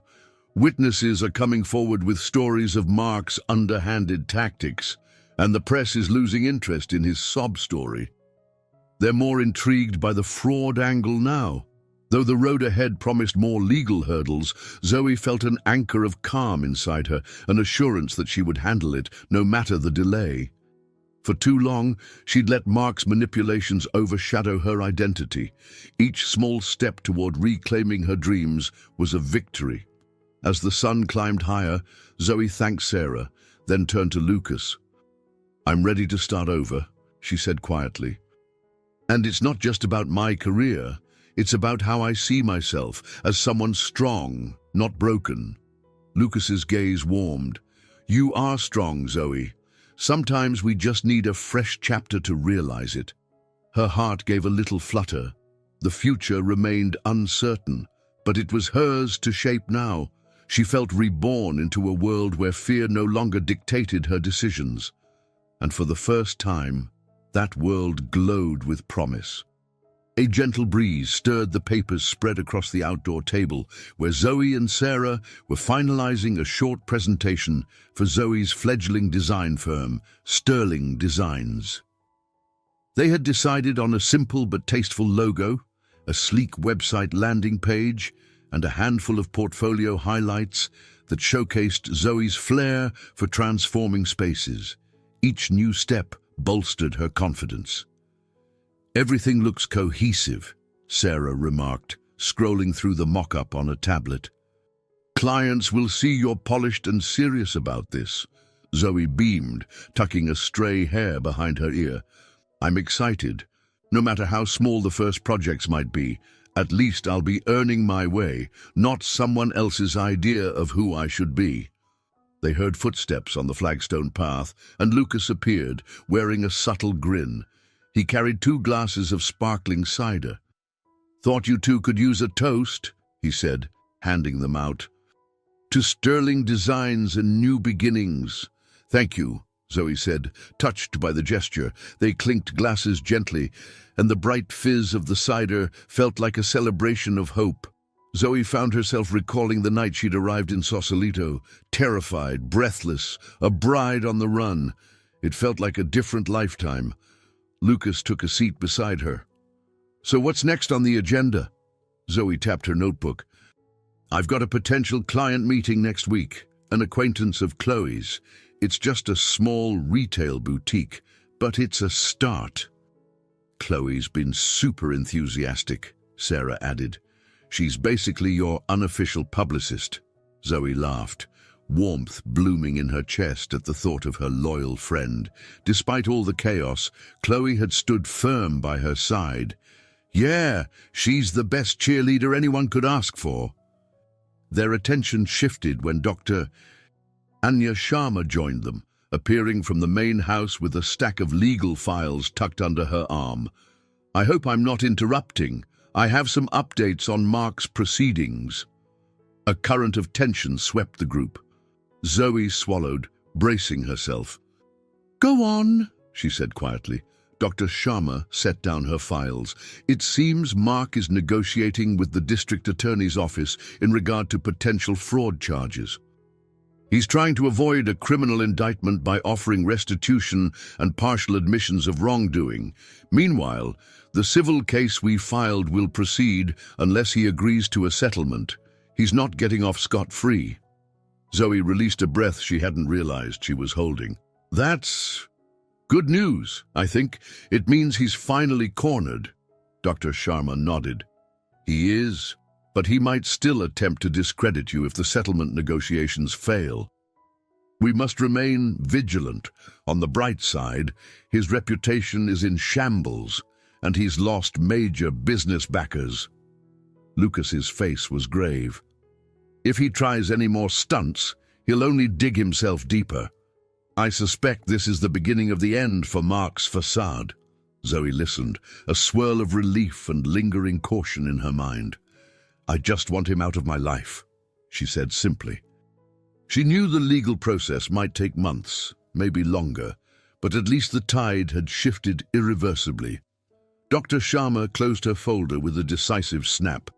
He won't be able to harm your reputation further without serious pushback from the press, who are already skeptical of him. You've turned the narrative around, Zoe. In the hush that followed, a sense of closure loomed.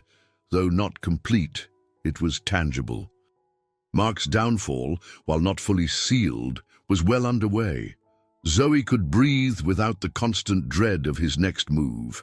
After Dr. Sharma departed, Sarah checked her watch and excused herself, leaving Zoe and Lucas alone in the gentle afternoon light. He angled his chair closer, studying her face. You know, he said softly, you've shown incredible resilience. Starting your firm, standing up to Mark. It's inspiring to watch. A shy smile tugged at Zoe's lips. I never thought I'd say this, but the worst thing that happened, me running from that wedding, turned into an unexpected chance to discover my own strength. I owe so much to you, too. Lucas shook his head. You owe me nothing. I'm just grateful our paths crossed when they did. They shared a quiet moment, eyes locked. Zoe's heart fluttered. Memories of her fear and desperation were replaced by a calm certainty that she was walking her own path now, free of illusions. Rising from her seat, she glanced over the neat stack of design proposals.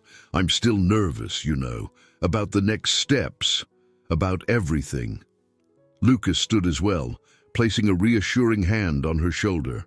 That's normal, but you're doing it anyway. That's courage. Zoe exhaled, letting a sense of hope permeate her. The storms with Mark weren't fully settled, but her direction in life was clearer than ever. She was charting new paths, forging ahead with the unwavering belief that she deserved honesty, dignity, and love built on truth. Zoe's footsteps echoed across the polished floor of a high-rise lobby in downtown San Francisco. Late afternoon sunlight streamed in through wide glass walls, revealing a bustling street scene outside. She clutched her presentation folder, grateful for the comforting weight of its contents. Today marked her first formal pitch under Sterling Designs, and though her nerves simmered, a fresh surge of confidence grounded her steps. She spotted Lucas standing near the reception desk, wearing a tailored suit and a supportive smile. He'd come to lend moral backing, not to overshadow her. Their eyes met, and she felt a gentle wave of reassurance flow between them. "Ready?" he asked softly as she joined him. She nodded, inhaling the scent of her newly printed design boards. More than ready.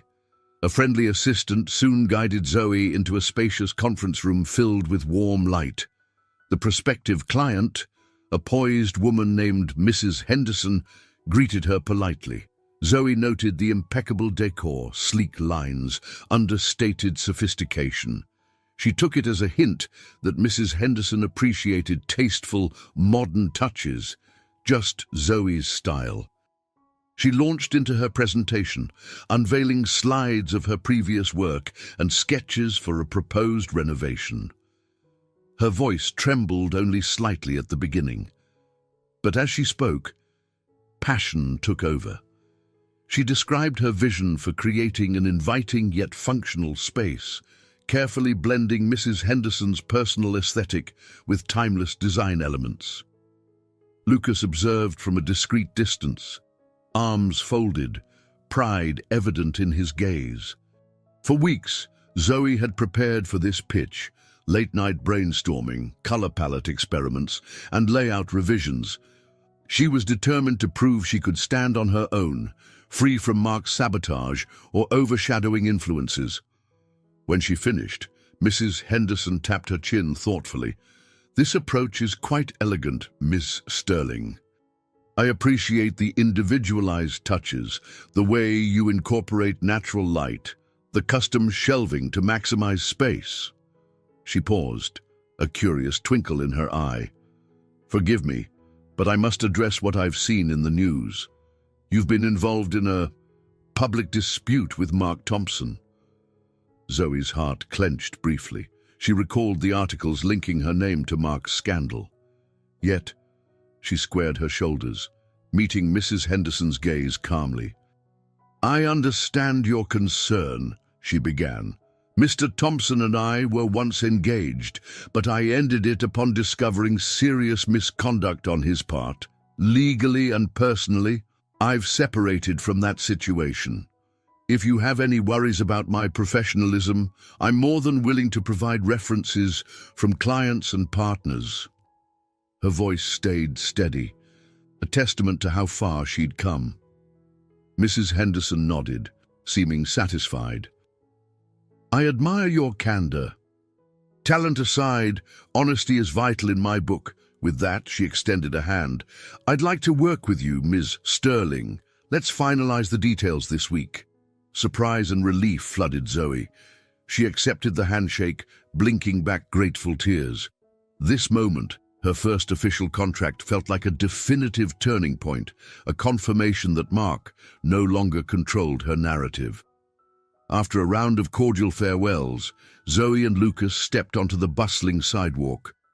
The city pulsed around them, with the hum of traffic and pedestrians. Zoe gripped the folder containing her new contract, her heart lighter than it had been in ages. Lucas broke into a wide grin. "You nailed it! Congratulations!" She exhaled, laughter spilling forth. "I can't believe it. For a second, I thought the Mark question might derail everything." He tucked a loose strand of hair behind her ear, an affectionate gesture that felt more natural each day. "It's a testament to your resilience. People see genuine talent, and they recognize your integrity." They walked a few steps in comfortable silence, the late afternoon sun casting long shadows on the pavement. Zoe couldn't stop replaying the pitch in her mind, marveling at how she'd managed to stand tall and speak with unwavering conviction. The fear she'd once carried around like chains had loosened its grip. "Thank you for coming today," she said, glancing at Lucas. "I know you didn't have to." He shrugged lightly. "I wanted to, supporting you. It feels right." Zoe felt warmth blossom in her chest. The truth was, she could handle life on her own now, but sharing victories with Lucas made them that much sweeter. Together, they'd confronted Mark's darkness. Now, in the golden San Francisco light, it felt as though an entirely new chapter had begun, rooted in honesty, anchored by genuine respect, and fueled by a shared hope for the future. That evening, Zoe returned to the guest house with buoyant energy. Every step reminded her of the accomplished pitch, the signed contract in her folder, and the sense of renewal coursing through her veins. The space where she once cowered from Mark's looming threats now felt like a genuine home, even if it wasn't technically hers. After slipping off her flats, she stood at the living room window, gazing out at the Bay Bridge in the distance. The city lights winked like scattered fireflies over the water. She inhaled slowly, appreciating the simple act of breathing without fear, knotting her chest. A soft knock on the door drew her attention. Lucas stood there, wearing a slight grin. "I come bearing gifts," he joked, holding up 2 takeout bags. "Thai food, courtesy of Sarah's recommendation. She said you love Pad See Ew." Zoe's stomach fluttered, half in hunger, half in delight. "You remembered," she said, stepping aside to let him in. They spread the containers on the small dining table. Aromatic scents of basil and spices filled the guest house. For a while, they ate in companionable silence, the day's tension melting into the comforting ritual of shared food. Zoe relished how ordinary it felt. No looming deadlines, no crises, just 2 people grateful for each other's presence. Eventually, Lucas set down his fork, observing her with thoughtful eyes. "I've seen you transform these last few weeks, facing Mark head-on, launching sterling designs. It's like you're finally free." Zoe let out a soft laugh. "It does feel that way. I can't deny the legal proceedings are still ongoing, but I'm not afraid anymore. I can thank you for a lot of that." He shook his head. "You found that strength on your own. I just helped clear some obstacles." A wave of emotion welled in Zoe's chest. She recalled the night she almost fled the guest house, convinced she was saving Lucas from Mark's wrath. Now she saw how that moment crystallized her path forward. Staying, fighting, believing in her own worth. Pushing her plate aside, she reached across the table to cover Lucas's hand with hers. "You know, I'm used to people taking from me. My ideas, my energy, my trust, but you've given me the space to be myself, to make my own decisions, and that means more than I can say." He turned his palm upward, threading their fingers together. "It goes both ways, Zoe. I've spent years hiding behind work, staying guarded because of old betrayals, including Mark's. You reminded me life can be deeper and more real than a string of business deals." Her heart pounded, warmth radiating between them. The atmosphere shifted, intimacy drawing them closer. She rose from her seat and moved around the table, drawn by the compelling softness in Lucas's expression. Standing beside him, she placed a hand on his shoulder. In a quiet rush of courage, Zoe leaned in. Their lips met gently, the sweet culmination of all the unspoken feelings they'd been dancing around for weeks.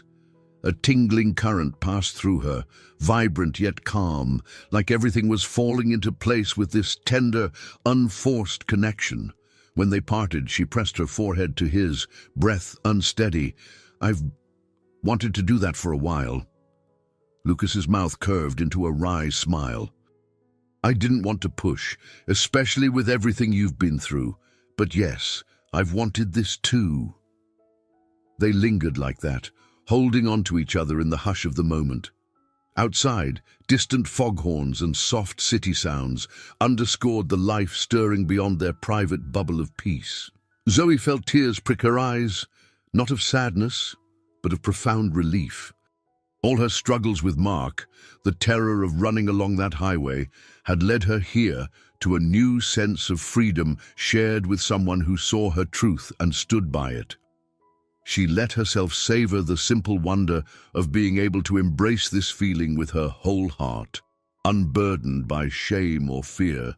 For the first time in a long while, she felt entirely safe in someone's arms, safe, free, and immeasurably alive. The following week brought a rush of practical tasks that reminded Zoe life was more than just romance and new beginnings. It also required a return to everyday responsibilities. She had phone calls with potential clients, email threads with suppliers, and follow-ups regarding Mark's ongoing legal quagmire. Each step demanded a grounded, focused version of herself. A bright, midweek morning found her at a bustling design conference in downtown San Francisco, a networking event Chloe had convinced her to attend. Tall banners advertised sustainable building materials and cutting-edge interior solutions. Zoe had initially felt a coil of anxiety at the prospect of facing so many industry professionals. She couldn't help recalling how easily Mark had swayed influential people against her. But stepping into the airy conference hall, she found that many recognized her recent bold move in exposing Mark. While some acquaintances offered cautious sympathy, others displayed genuine respect. A few even expressed interest in sterling designs, curious about the woman who had successfully stood up to a powerful manipulator. Late in the afternoon, Chloe and Zoe stood near a modern furniture exhibit, sipping cold, sparkling water. Chloe flashed a grin. "Told you this would be worth it. Two people just asked if you're booking new projects, right?" Zoe nodded, adjusting the lanyard around her neck. "Yes, I'm a little overwhelmed, but in a good way. I guess Mark's scandal ironically gave me publicity." Chloe's eyes softened. "People admire a survivor's story, but remember, you earned their respect with your actual talent, Zoe. Never forget that." They drifted toward a networking lounge, filled with colleagues chatting among sleek sofas. A few recognized Chloe from past events, greeting her warmly, which opened doors for Zoe to introduce sterling designs.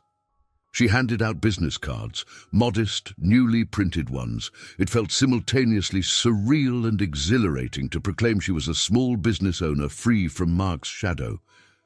An hour later, Lucas arrived, having wrapped up a meeting across town. He joined Zoe by a sculptural light fixture display, eyes glinting with pride. "Seems like you're the star here," he teased, noticing the stack of business cards already handed out. Zoe blushed. "I'm just glad people are treating me normally. For a while, I worried they'd see me as just that runaway bride or some scandal magnet, but they seem genuinely curious about my work." Lucas nodded, scanning the vibrant conference floor. "This is what you do best. Connecting, designing, inspiring. It's good to see you thriving." They spent the next hour weaving through various booths together. When someone recognized Lucas, calling out his name, Zoe felt a flicker of apprehension, recalling rumors about Mark's old feud with him. But the conversation stayed polite. People asked about upcoming innovations at Harper Innovations, not about messy personal dramas. It confirmed, in a small but significant way, that Mark's hold was loosening on both their lives. Near the day's end, Zoe found herself perched on a high stool, looking through brochures she'd gathered. Chloe sidled up, offering a playful nudge. "So, you and Lucas, huh?" she said, wiggling her eyebrows. "I've seen the way you two look at each other." Heat flooded Zoe's cheeks. Yes, we've gotten closer." She paused, reflecting on the blossoming intimacy. "He makes me feel respected, and we connect on so many levels. After everything, it's nice to trust someone again." Chloe smiled wide. "That's all I wanted for you. Just be happy, Zoe. You deserve it." Later, as the conference wound down, Zoe and Lucas stepped outside into the crisp evening air. The city skyline glowed. Cars zipped along the streets in rush-hour fervor. She gripped the handle of her rolling bag filled with design materials. Lucas offered to help, and she let him, linking her arm with his as they strolled. The busy sidewalks parted around them, passers-by immersed in their own worlds. Zoe took a deep breath, absorbing the bustling life that reminded her she was firmly rooted in reality. She was no longer that woman trapped in terror, nor was she reliant on the illusions Mark once spun. Instead, she was a professional designer forging new connections, a friend to Chloe and Sarah who never wavered, and a partner, tentatively, but wholeheartedly, to Lucas Harper, who had shown her that genuine support and affection could be real. Stepping into the waiting rideshare, Zoe felt the subtle hum of anticipation for whatever tomorrow held. If this was the real world, she was ready to embrace it fully, armed with her truth and a future that belonged to no one but herself.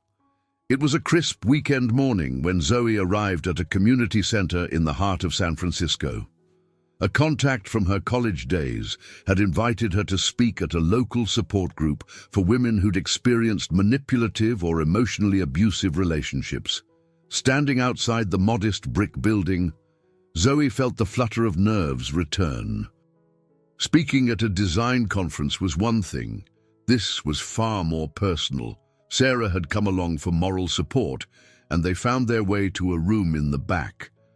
The space was simple, a circle of folding chairs, a coffee table with plastic cups and a pitcher of water, and a few motivational posters on the walls. About a dozen women sat quietly, talking in hushed tones. The group leader, Carla, a slender woman with kind eyes, greeted Zoe.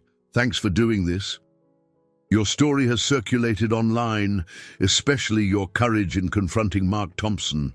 I think it'll resonate with the women here." Zoe managed a grateful nod. Stepping into the circle, she took a seat. Her heart pounded with the knowledge that these people sought hope in real, tangible ways, not just headlines or dramatic stories. After a brief introduction, Carla invited Zoe to share whatever felt comfortable. Zoe wet her lips, fingers tangling in her lap. "Hi, I'm Zoe Sterling," she began softly. "I'm 33, an interior architect, and a few weeks ago, I was supposed to marry a man named Mark." She paused, letting the women see the vulnerability in her face. "He turned out to be someone who manipulated me for financial gain, someone who isolated me from my own instincts and wore down my self-esteem.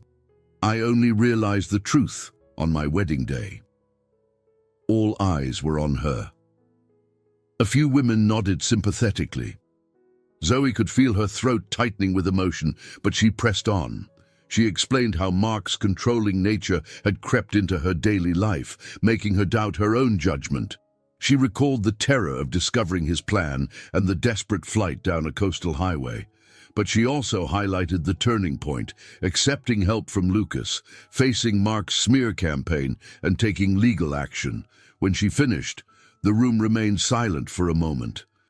Then a woman raised her hand, tears brimming in her eyes.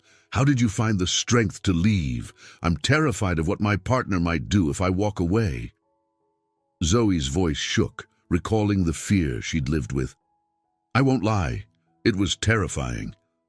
But I realized staying would destroy me.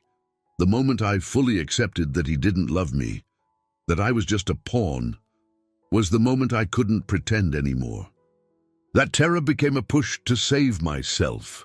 Another woman asked how Zoe handled guilt and shame. Zoe responded that for a while, she blamed herself for not seeing the signs. But therapy, supportive friends like Chloe and Sarah, and her determination to rebuild her career had gradually replaced that shame with self-compassion.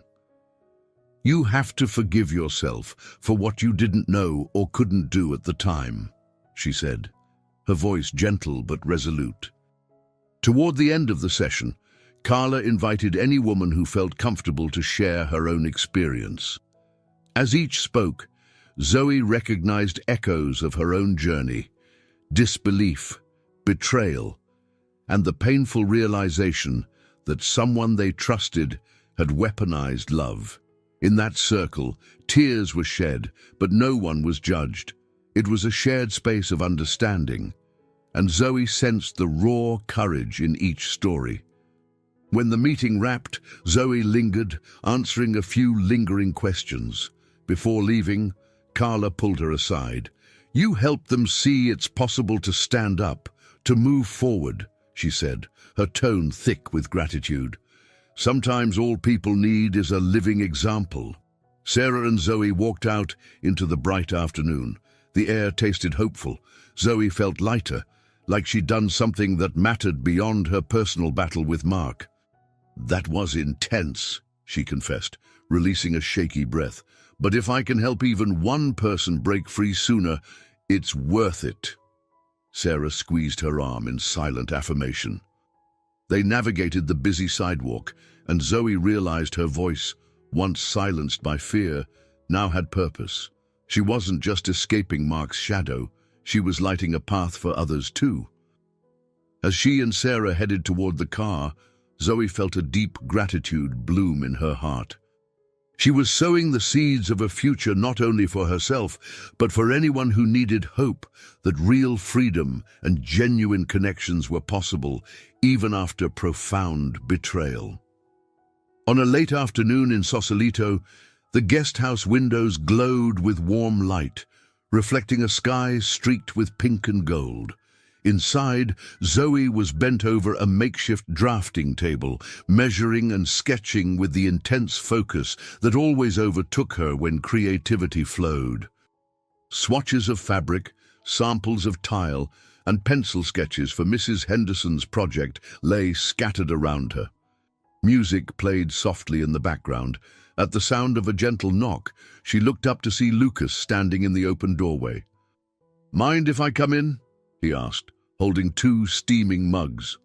She beamed, gesturing for him to enter. "Coffee break. Perfect timing. My brain was about to short-circuit." He set a mug next to her. "Look at all this," he remarked, scanning the designs. "You're building a whole new vision here. It's amazing." Zoe blushed. "Mrs. Henderson wants a complete redesign.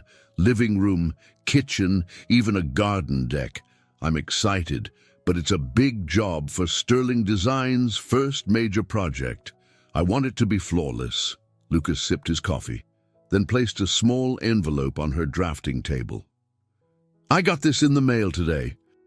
Figured it might interest you." Her brow furrowed as she opened the envelope. Inside was a letter from Dr. Sharma's office referencing a court update. Skimming it, she discovered that Mark had been officially charged with multiple counts of fraud. Additional details confirmed that he'd agreed to certain plea terms, effectively ending his public denials. Zoe felt an odd mixture of relief and finality settle in her stomach.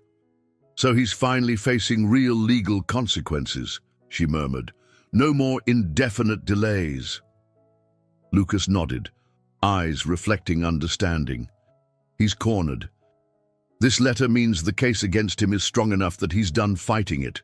You're free from his interference. Legally, financially, emotionally, it's over." She took a moment to let that sink in.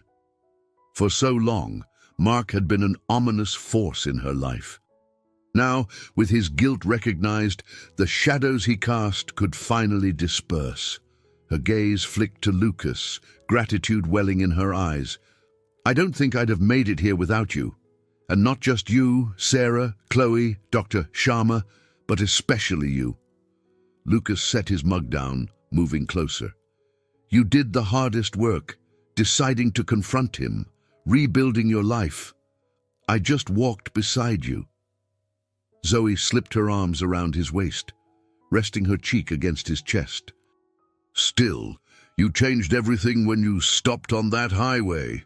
He held her gently, the hum of closeness filling the room. After a moment, she pulled back and gestured toward the scattered design plans. "You know, I've been thinking, I could really use a proper studio space, something separate from the guest house, a permanent place to live and work." A playful spark lit Lucas's eyes. "I might know a guy with some real estate leads." Then his expression turned earnest. "But only if you want my help." She smiled at his sensitivity. Before Mark, she might have interpreted a man's involvement in her affairs as controlling. Now, she trusted herself and Lucas enough to see it as partnership. "I do want your help," she said softly, "but I want to take the lead. This is my venture." He nodded, understanding shining in his gaze. "Then let's find you a perfect spot. A place you can shape into your dream studio, and maybe a home you design for yourself." Her heartbeat fluttered at the possibility, designing her own home, weaving her identity into the walls and fixtures, the color schemes and layouts, such a stark contrast to living under Mark's illusions. "That sounds incredible." They lingered there, discussing floor plans, possible neighborhoods, and how she'd expand sterling designs. A subtle excitement coursed through them both. Zoe realized she was doing exactly what she once dreamed of, crafting not just an interior design plan, but a life that reflected her authenticity and newfound confidence. Eventually, she guided Lucas to a large sheet of blank paper on the drafting table. "Let's do a rough brainstorm," she suggested, picking up a pencil. "I can show you how I envision the open living area, maybe with big windows overlooking the bay." Together, they sketched, laughed, and dreamed. Outside, the sun dipped lower, painting the horizon with fiery hues that glowed through the glass. Zoe felt a soft ache of joy in her chest. The woman who had once fled down a lonely highway in terror now stood here, sculpting her own future. With each pencil stroke, she laid the foundation for a home untainted by fear, a place to welcome love, creativity, and honest connections. As evening embraced Sausalito, she and Lucas stepped back to admire their rough outline. It was just a draft, rough around the edges, but like her life now, it was full of promise and free of lies. Zoe pressed her head to Lucas's shoulder, letting contentment envelop her. A new horizon stretched out before her, bright, uncertain, and entirely her own. I hope you enjoyed today's story. Subscribe to the channel so you don't miss more stories like this. Leave a like and comment below what you thought of the story. See you in the next video.